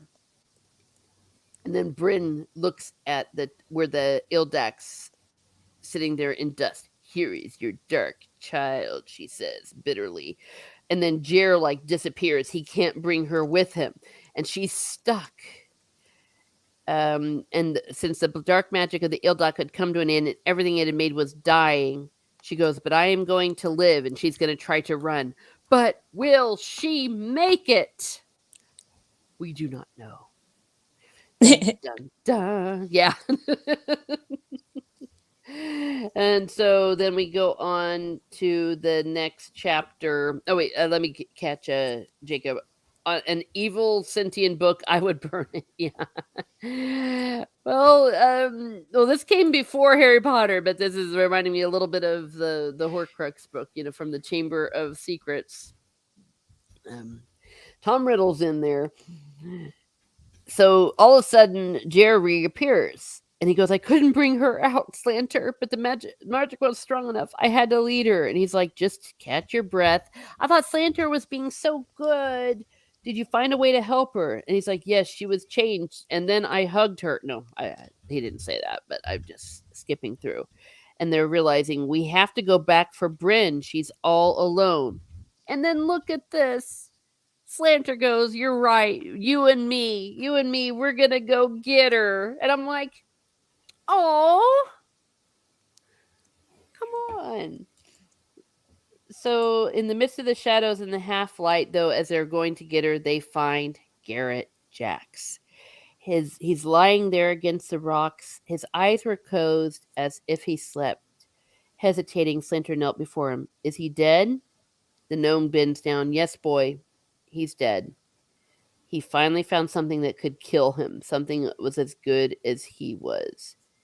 He looked hard enough and long enough to find it, didn't he? And he goes, I always wondered what it would be that would finally kill him. And I wonder what's become of the red thing. And then Jared goes, he destroyed it, Slanter. And when the Ildak was shattered, the dark magic took his back. took it back. Could have happened that way, I guess. And Jared says it did happen that way. The battle he had been seeking his whole life. It meant everything to him. He wouldn't have lost it. He was a match for anything. And then he's like, goodbye, Garrett Jax. And Rennie, I'm with Jer. I think he did beat him. I think, yeah. Well, I think what happened, this is what went on in my mind, but I think they wound up killing each other. So they defeated each other. I felt like, yes, Garrett Jax took it down while he took him down. But I do believe that he did ultimately kill it. It may not have been completely destroyed until the Ildatch was destroyed, but I do believe that Jax did kill it. I think he killed it, and then he kind of just sat down and died from the poison. Yeah, that could very well be too. That was another thought that crossed my mind. Yeah. Now, Steve, didn't you tell me though that did Terry Brooks comment on it, or was it his editor or something that someone said something? Yeah, but basically, Terry Brooks refuses to say yes or no. Because he wants the reader to make up their own mind. But it's strongly hinted at here and there that Jax did not lose. Okay. So I'm thinking, well, in my head canon, Jax got injured because he got injured early, right? Mm-hmm. And which means poisoned. And I think he killed it, and he basically just sat down, knowing the poison would kill him, like it, kind of like what would have happened with Helt. Yeah. Mm-hmm. So, because he was uh, lying against the rocks and stuff like that. So, You think he just got to the point where, kind of like with Helt, where he just felt so sick he couldn't move much and all that? Yeah, and if he had defeated that thing, and he knew he was dying from it, his life was over. That was his goal in life, anyway. So, I figured he just sat down and. I like how they talked about the dream, because in the dream he dreamt something about like fighting fire, or something having to do with fire, and they're like, well, this isn't fire. Well, but it's red and it's Oh, burning to kill me, so yes, it kind of is well, fire. here's the thing, though. Alanon, when he killed it, it caught fire. Oh, So yeah. maybe he saw the creature. Dying. Yeah. Yeah, I tend to believe that he Or did. he like the didn't the Mordorites burn up when They the turned to Ildac? ash, Yeah, so something I like that think. would have happened to the Jakira as well when the Ildac was destroyed. So if that was in the vision he had, then he would be alive when the Jakira burned up, right? Yeah. I Yeah. don't know. It's I don't think he lost. I think he defeated the thing and died from the injuries. That's my opinion, and the reason why it seemed like he was sleeping because he died happy, Yeah, very peaceful death. because Like, if he had been ripped to bits, actually, the Jakira would not have stopped. It would have torn him to bits. That's true. So yeah, he died from his from the poison. so in a way, he won. Yeah. Yeah, yeah. He must have won because if he was on his back, the Jakira wouldn't have stopped. Right? That's a It would have vulnerable. ripped. Yeah, it would have ripped him to bits even after he had died, mutilated Yeah. the corpse and all that. Yeah, I guess I'm just So clarifying that even though the poison killed him, he still he won the battle because yeah, poison. Well, that was just a side effect. and they don't describe many injuries, do they? He's just lying there. Oh, you're correct. Yeah. Oh, all of that. I mean, what a great character and what a great end. Yeah, and it has a little bit of an extra ending afterwards, right? What with Garrett? Yeah. Okay. Well, I'll tell you when I get to it. Okay, yeah, because Okay. I'm trying to think. I'm not sure to what you were referring. Okay, what does Well, Jacob say? basically the staircase collapses, so they can't bury him. Hmm. So he's basically just his body is up at the heavens well, and nobody can ever get there. Oh, I see what you're saying. Okay, Yeah, all because right. they actually talk about that. Okay, I was wondering. It's like, did I miss? Yeah. Jacob says, yeah. I was hoping. Jacob says, I was hoping when the book was destroyed, the poison would not have worked. Oh, yeah, Like the magic would have died with it. Yeah. yeah. But it was the right way to go. Meanwhile, Bryn is lost. She's crying. She's wondering if it was all just a dream in her madness. And she just doesn't know what's going to happen. She's going to die. And then guess who shows up? Whisper, the hero of the book, comes and picks her up and takes her. And the cat's eyes are, oh, just so much love. And they reached the Krog, and Bryn fell to her knees, and suddenly arms reached for her, pulling her toward them, and Kimber was hugging and kissing her. Coglin was muttering and grumbling, and Roan was there, gray eyes, fierce with love, whispering her name. He wrapped his arms about her. It was then finally that she knew she was safe. So Whisper brought her home. That is Oh, like that cat is like an MVP, man. I know. He's the coolest cat on the planet. I mean, this cat's the MVP of the whole friggin' book. You Oh, guys, and you guys need to read the manga I sent you because that continues this book a bit. oh, cool. I want to see the kitty cat. You get to Um, see the kitty cat. You get to see Kimber and Jer and Slanter. Hmm. hmm. All right, Uh, I'll obey you. And then I was just so happy, for the reunion, and they're all hugging, and they're all crying, and then Jer comes upon him with Slanter, and Bryn and Jer were clasping each other once more. And she's like, "It was you. You came for me. You saved me." And then Roan comes over, and they all have a big group hug.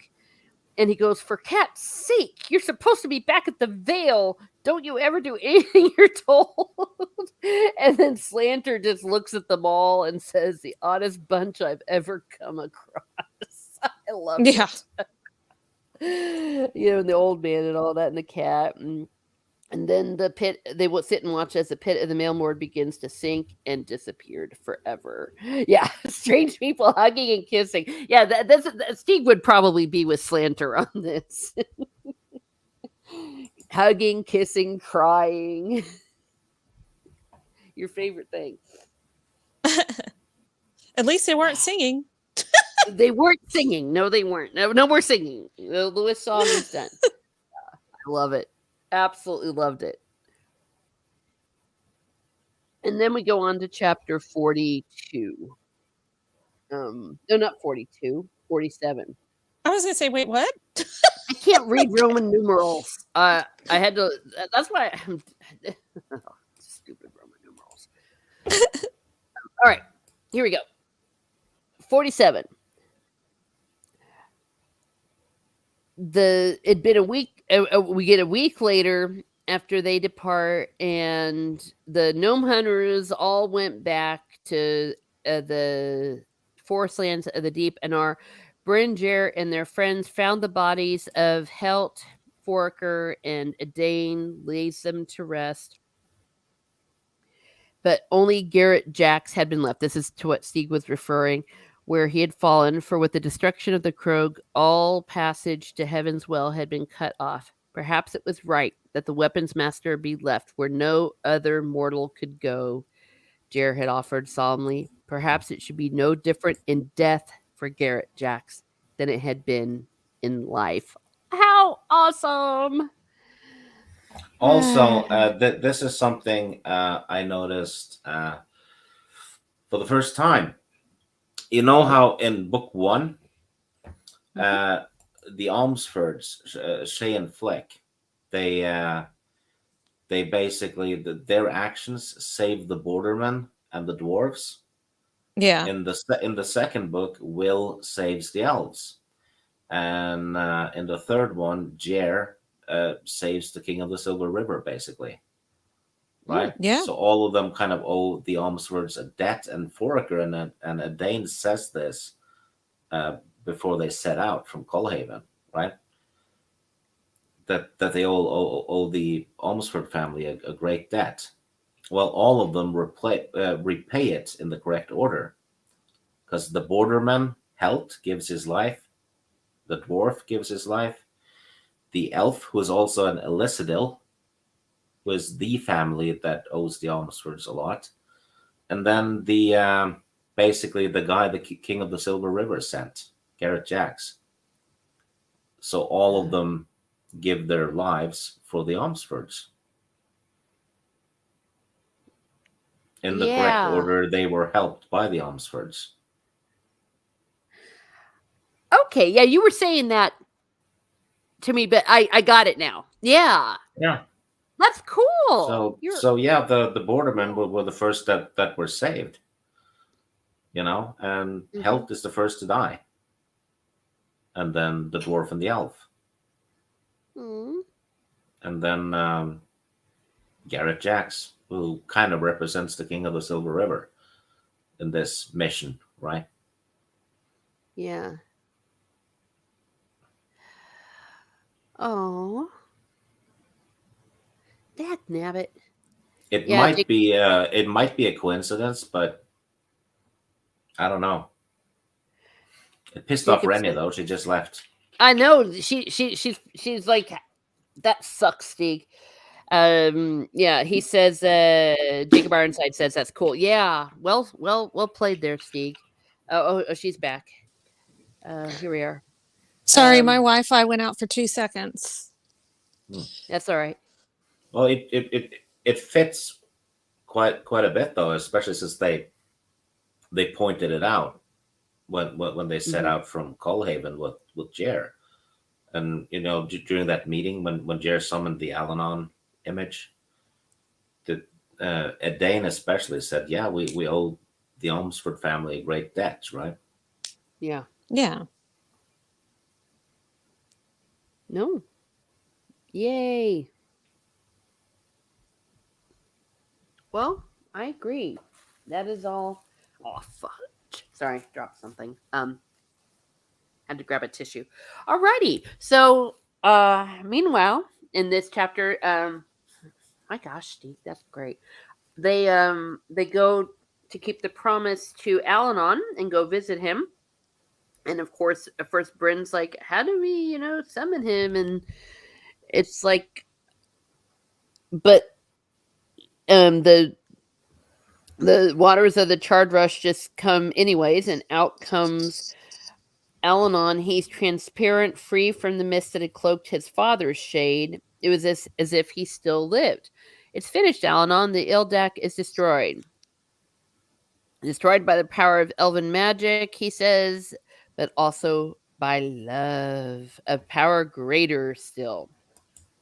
The love of you and your brother. Savior and destroyer. The power of the magic would make you both. So terrible is the lure and difficult to balance. I failed you badly. No, it was not you who failed me. It was I who failed myself. He's like, no, I deceived myself just as the Grim Pond told you. I failed to realize the truth about the Ildak, and the danger of the dark magic would go beyond those created to wield it. For the true danger was always the book, the subverter of all who had come. But the Ildak, it was alive and evil that could turn to its use by the magic sword all who sought its power. Each time you use the magic of the wish song, You fell a bit further under the lure of the magic's power. You realized that there was something wrong with it, and I was not there to tell you what was happening. And the wish song could have made you anything, and still can always. And then he goes on, my death was foretold, my father is set free. No druid shall come after me, but the trust that was there resides now with you. It says, you are the bearer of the trust that was mine and my father's before me. Do not be frightened. The last of the magic now lives within you and your brother, and within the blood of your family. But he, the time will come, far distant and beyond the lives of generation of onwards yet unborn, when the magic will be needed again. The children of the house of Shannara will be called upon to deliver it. She goes, no, I do not want this. And he goes, I have chosen you, child of my life. Put the magic from you, though, Bryn. Do not use it again. Be at peace. And he says, remember me. I will always remember you. So, Stieg, help me out, because I think you know a little more about maybe what he's talking about. It's stuff in the next series. Oh, okay. So he's just setting up the next series. Yeah. All right. Well, then never mind. The next series is 4 books, and they're not as thick as this one. Mhm. But those 4 books are one story. There's no time skips. Mm. All right. So How long after this series do they start? 500 years. Okay. Oh, my. But there's 2 characters in there from this series. Mhm. And I'm going to do a spoiler because they didn't mention this in this trilogy. So if someone doesn't want to hear the spoiler, turn off the sound for 2 minutes, right? Or if you guys want to hear the spoiler, Well, you already told me. So it has to do with this trilogy basically, and how this is the passing of a torch kind of thing, right? Mm-hmm. Well, Coglin is a druid. He's been, because druids were magic and science, right? Back in the day. Yeah. I think you Coglin told me was that earlier. Yeah, Mm. Coglin was basically a druid that focused on science rather than magic, but he can use the druid sleep.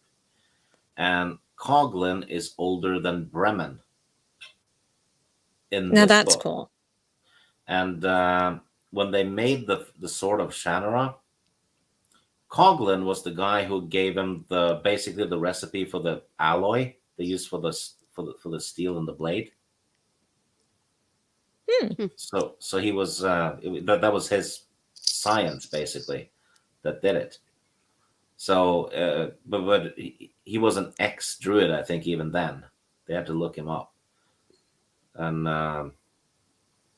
Coglin is also in the next book. well, nice. He's a funny character. Yes, he is old, but damn important. And yeah. So anyway, that's the spoiler. Okay. So basically, when Alanon dies, right, and he's talking about how we're now going to have a long period where magic's not needed, the world is safe, blah blah blah. Well, if you don't have magic, you have science, and that Coglin will represent that, right? Yeah. Yeah. Until magic is needed again. Here's the cover for the next book, which is also awesome, by the way, done by Keith Parkinson. It was a great fantasy artist. Okay. You could share it if you want to. Yeah, I'm doing that here. Let me see. Da, da, da, da, da, da. There we go. Oops.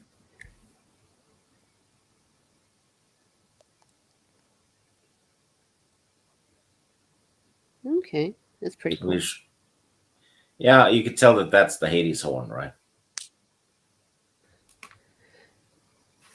Uh, yeah, that's pretty badass. Yeah, Hmm. and if you want a little bit of a cool closure thing, the guy on the left is called Walker Bow. He is an Omsford, and the Omsford have at some point intertwined with Kimber's bloodline, possibly through Jaron Kimber. Yeah, it's kind of makes sense. Yeah, Okay. and the lady on the right is an Elizadil Omsford. So there's been mingling there as well. Yeah. Hmm. Well, they're all friends, so they're all probably gonna bang. Yeah, They're all gonna meet each other. Well, you know what I mean. They're all gonna meet each other, and yeah, people are gonna hook up. Um, yeah. J- yeah, Jacob. No plans to do it like here on a stream like this, but go for it. Go ahead and keep reading these because that's what I always hope is that these are jumping off Yeah. points. I Yeah, the would only remember. I would recommend to read the first King of Shannara, which is a standalone prequel. It's about how they make the sword, and Gerald Shannara and Bremen are the main characters, and one of Shirl Ravenlock's forefathers actually. Um, they're the yeah. It's a standalone book, and it's about the first War of the Races thing, and then do the 4-book series after that, which follows this one, which is called Heritage of Shannara. yeah. Well, there you go. That's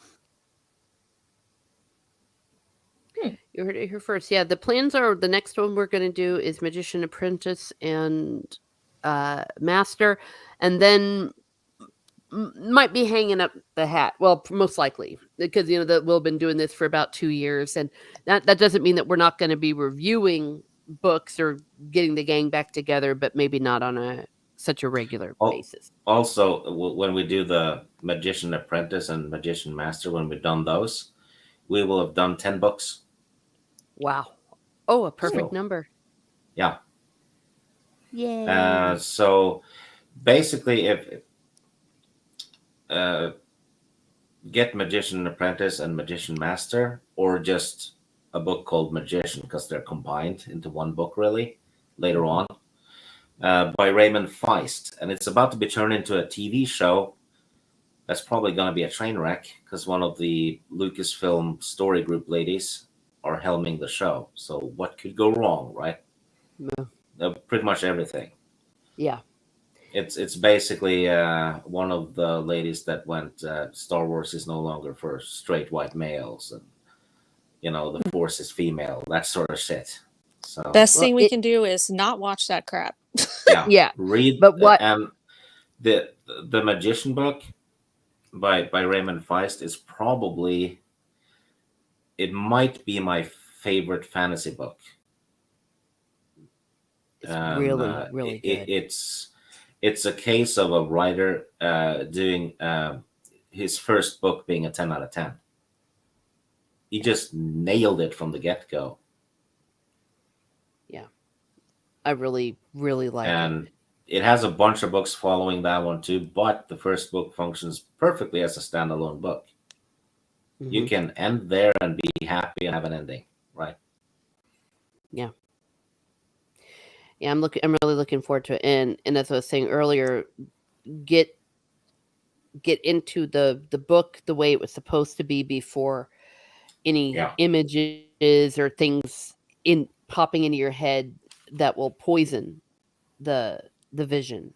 You know that because even though we all know that Disney Star Wars isn't real Star Wars, you can't get Jake's image out of your head. Exactly. So get the real one. That image will be burned in my brain forever. So yeah, lesson learned. Do not watch. Yeah, and have your first impression be the book, and you can't go wrong. All right, well let's go ahead and let's finish this one up. So there's a little bit of a denouement. it says, so it was that magic faded from the four lands and the tales of the druids in Paranor passed into legend. For their time, there would be many who would insist the druids had been formed of flesh and blood, blah, blah, blah, but the number of believers would dwindle as the years passed, and the end nearly all would vanish. And then it says, the little company bade farewell then to each other, so now we're kind of back in the present. Surrounded by the colors and smells of autumn, they embraced. I will miss you, Bryn, and grandfather will miss you too, won't you? And Coglin shuffled his sandaled feet. Won't miss all that crying and agonizing, though. And I'm thinking, yeah, that's Stieg. Then, sorry, Stieg, I'll leave you alone. But you don't like crying and agonizing either. I owe my life as much to Whisper as to the rest of you. He says, yeah, if he hadn't come down to the Mailmore to find me. Oh, Bryn says, yes, and we agree. Whisper is the MVP. He sensed all that was needed, and you have a special bond that was created by the song. So, yay. Whisper. I wish I could sing to my cat and make her shut up sometimes. Will you come to see me? Bryn says. Of course. I think I'll stay with grandfather for a while. But you will always be my friend, Bryn. Goodbye, and thank you. And then Roan goes, I was wrong about you, cat. You saved my life too. I still feel like an idiot talking with a cat like this. And then it goes over to Slanter, and there's a jumble of emotions running through Jarrett, and Slanter goes, look, boy, don't make such a work of it. Just say goodbye. Just say it. It's like, I can't. It's not enough. We've been through so much. We're all that's left, Slanter, all the way that we came, you and I and the others. And Slanter goes, it's not as if we'll never see each other again, boy. What's the matter? You think I'll end up dead too? I just love it. And he goes, and Jer goes, come back with me, Slanter. Come back to Coalhaven and tell them what happened. It should come from you. He's like, nope, I'm for the Borderlands, for now at least. Goodbye then, Slanter, until next time. He patted the gnome roughly on the shoulders. Now, see, boy, that wasn't too bad with it, was it? Nevertheless, it was a long time before he broke away. Aww. Yeah, that kind of broke my heart. I wanted a better goodbye. Yeah, well, no, but I thought it was perfect because I think it was perfectly in character. But because that's just the way he is. But we know that they'll probably see each other again. And then it was more than a week later when Bryn, Roan, and Jer show up at the Umsford home. How are we going to explain all this? Says Jer, and then Eretria comes out. It's like, you look tired, Bryn. Did you and your brother manage to get any sleep while you were in Lee? And they're like, what? And they're like, well, we were able to help a lot of people. We were gone a lot longer. We just returned last night. And then finally, the Will goes, would either of you like to tell me now who that old man was you sent? And Bryn's like, what old man? The man with the message. What message? An old man came to us in the outlighting villages. He was from Lee. He had a message from you telling us you had gone to the Highlands and that you would be away for several weeks and not to worry. Your father and I thought it strange that so old a man would be serving as a messenger for Roan's father, but Bryn, Jer whispered. There was something familiar about him, said Will. And then Jared's like, Bryn, I didn't send any. He's like, wait, just wait. And he runs over and the elf stones are there. And he stood there for a moment, stunned, gripped the stones in his hand. He walked back through the house to where the others still waited. He produced the pouch and its contents and displayed them to an astonished Bryn and Roan. And then they take their father's arms and go, Mother, Father, I think we had all better go inside and sit down for a while. Jer and I have something to tell you. So we know who the old man was. Yeah. Cool. It was the Silver River guy. Yeah, that was really cool. And it's also a little tie-in to the first book when Panemon Creel returns with the elf stones. Yes. So it's full Oh, circle. yeah. It was nice. I wanted a little more though. I mean, I really did. I wanted more time to hang out with these characters at the end. You will get that if you read the manga I sent you. I'll okay, I'll read the manga. I know, but you know what I'm saying. He does tend to end them a little too quickly. Yeah. But yeah, y'all better get the gang back together. Oh yeah, we will. We will. It's just not going to be like every Saturday. That's all. Because we've had a good run, but you know it's every Saturday morning. You know, we'll just take a break or maybe even record some and premiere them. There's loads of different options, but yeah, we all like each other. At least I think. Oh wait, I guess I better speak for myself. So, yeah, yeah, the gang will get back together. All right. Well then, I'm gonna open this up to Rennie. Anything up to this point you want to say about all of this? Yeah, I did tell Stieg this. I don't think that Terry Brooks is great with endings. So that's one pet peeve of mine that I had with it. But you know, it just always feels rushed to me. That's just how I feel at the end of these books. I will say though, this is my favorite book out of the three. Like I said at the beginning, I do think the characters were fleshed out more. I didn't find Bryn to be a very likable character, and I know that's probably going to irritate some people. If not you guys, maybe the chat, I don't know, but I did not like her. And so, but I did like Jer. And I don't know if it's because she became corrupted, but she's always kind of been a little bit on, you know, she's always had a little touch of naughtiness to her, I guess, maybe. But Jer was the one that was, you know, had the good heart and stayed true to his values. And I really liked him as a character. I liked that, you know, he got through to the gnome, and whether, you know, Slanter wanted to admit it or not, he did have some love for Jer, like a protective older brother, and I thought it was cool. I wish we had gotten to see a little bit more of a better goodbye. And I know it may have been good for you guys. I just, you know, he was like, well, kid, just say it, say goodbye. I'm like, that's it, you know, after all you guys have been through. Because, you know, they kind of had these breakthroughs off and on during the trip. So, you know, I would have thought it would have been cool to hear, like, I promise I'll stay in touch, or something, you know, would have happened to just kind of cement it just a little bit more for me. And I wish that, you know, everyone had been a little bit more accepting of Slanter. Everything that he gave up and went through that was against his, like, moral values as a gnome, so to speak. He, you know, in his culture, he's a bad guy, right?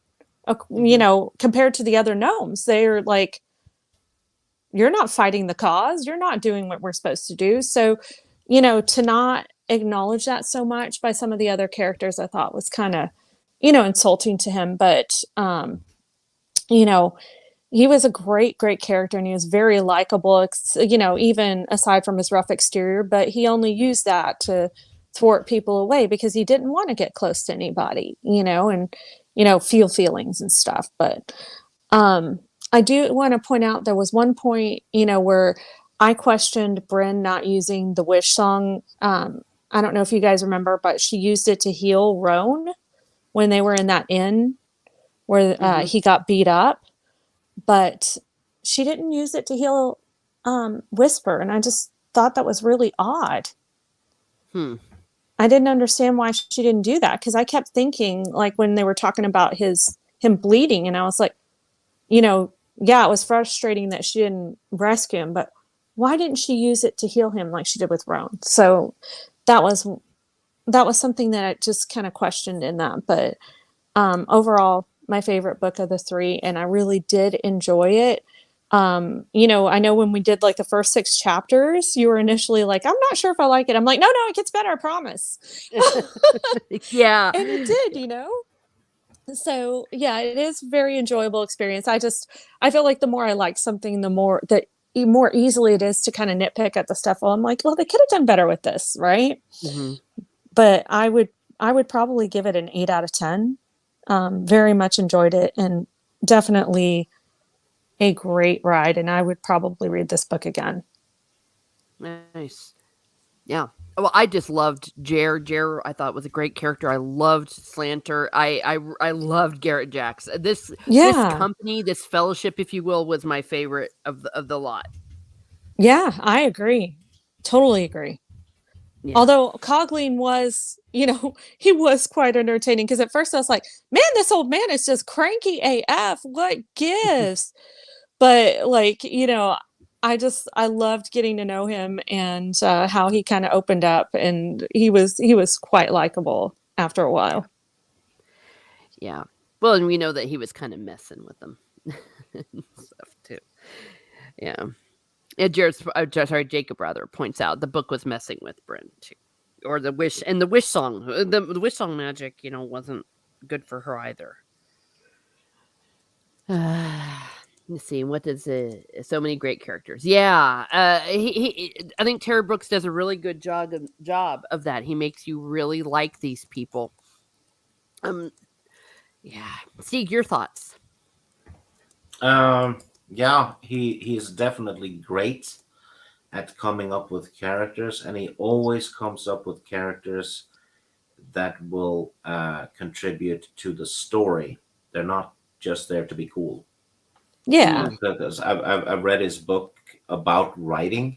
Uh, he did a book about that. It's called "Sometimes the Magic Works," which is a great read, by the way. It's not technical at all. He's telling stories from his life and stuff, and adding the lessons in there, kind of, Mm-hmm. which is great. And there's also a chapter about how he worked with George Lucas writing the novelization for the Phantom Menace, and he was told he had to add this and that because Lucas couldn't fit all of it in the movie. Terry Brooks is actually the guy who named Darth Bane. Yes, I did know that one. Yeah. Yeah. So, but he had a very good lesson in there about characters, because a lot of people will create cool characters, right?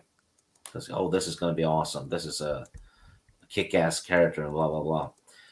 That is a trap, because if you do that, you'll have a character that, while cool, will not contribute to the story and plot in any measurable way, which means the character will take the spotlight and screen time away from the characters that do contribute, right? Mm-hmm. Yeah. So you're basically stabbing a hole in the story and filling it with something that's there just to be cool.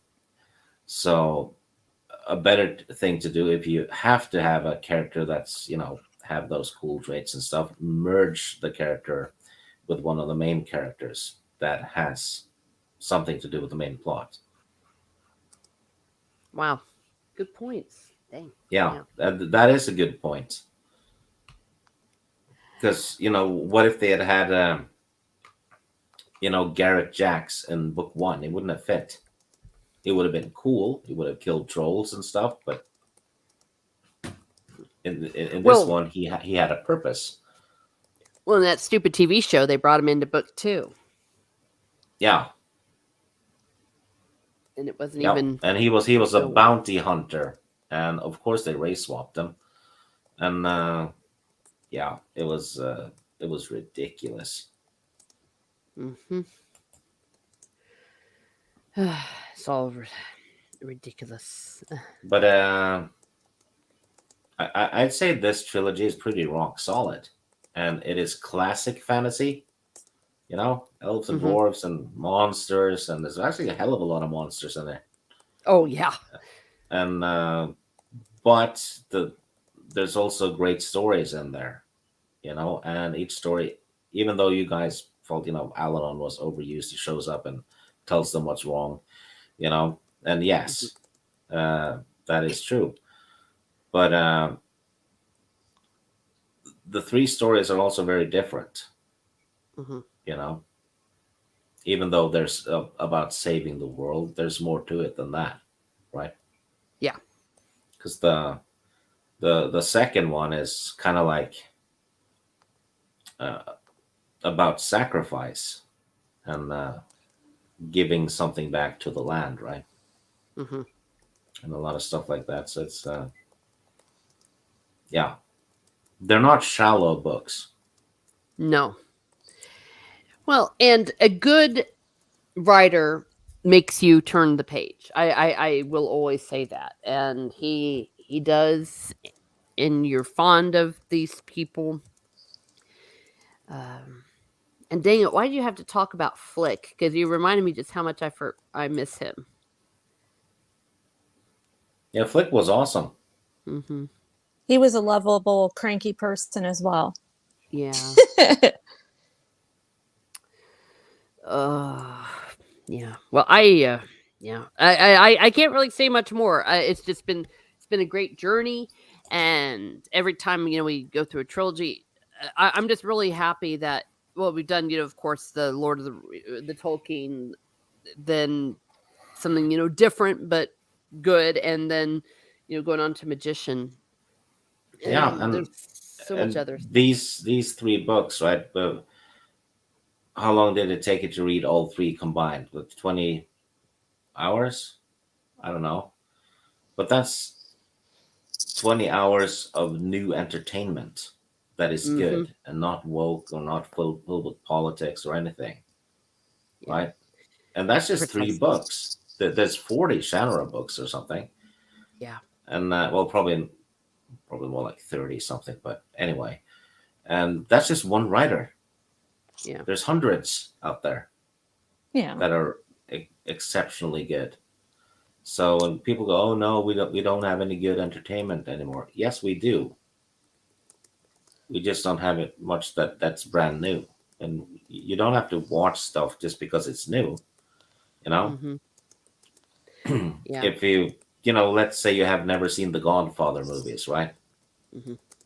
Those Yeah. movies are still fantastic. You know, Yeah. Oh gosh, you tell me about it. Um, I'm really looking forward to talking about The Godfather 2 today.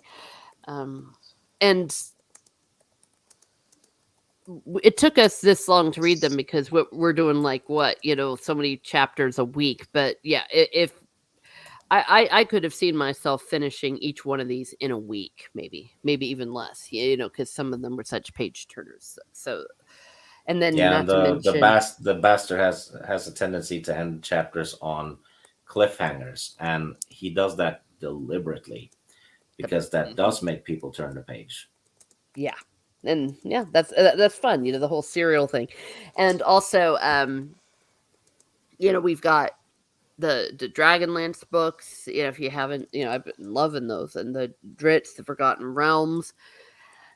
So much material out there, uh, so little time, and it doesn't even have to be fantasy. I still love Agatha Christie mysteries, and I'll pick them up, and lots of good stuff.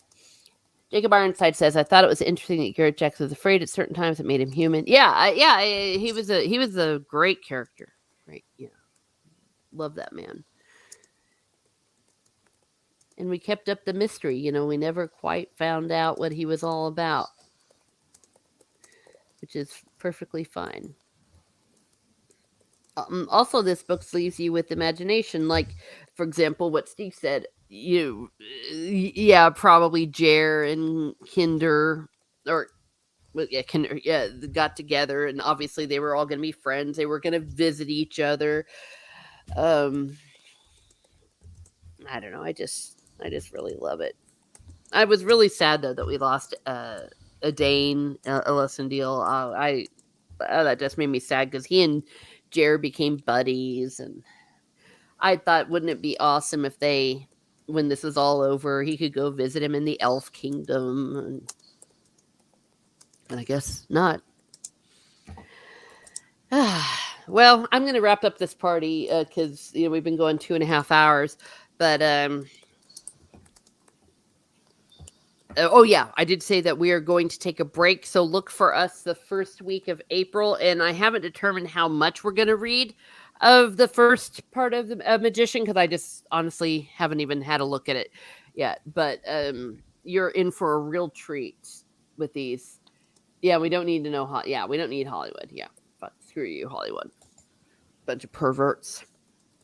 Um, but go ahead and start reading them. I'm still in the midst of them. I have about 8 books left of them, and each one I have really, really liked. I only stopped because there was a really good stopping point, and I wanted to get into some Dragonlance, and I was really happy that I did. But I'm glad to be back in the world of Raymond Feist. So, Steve, tell me where we can find you. Um, Nowhere really until April. Well, Nothing going I on with guess Mara?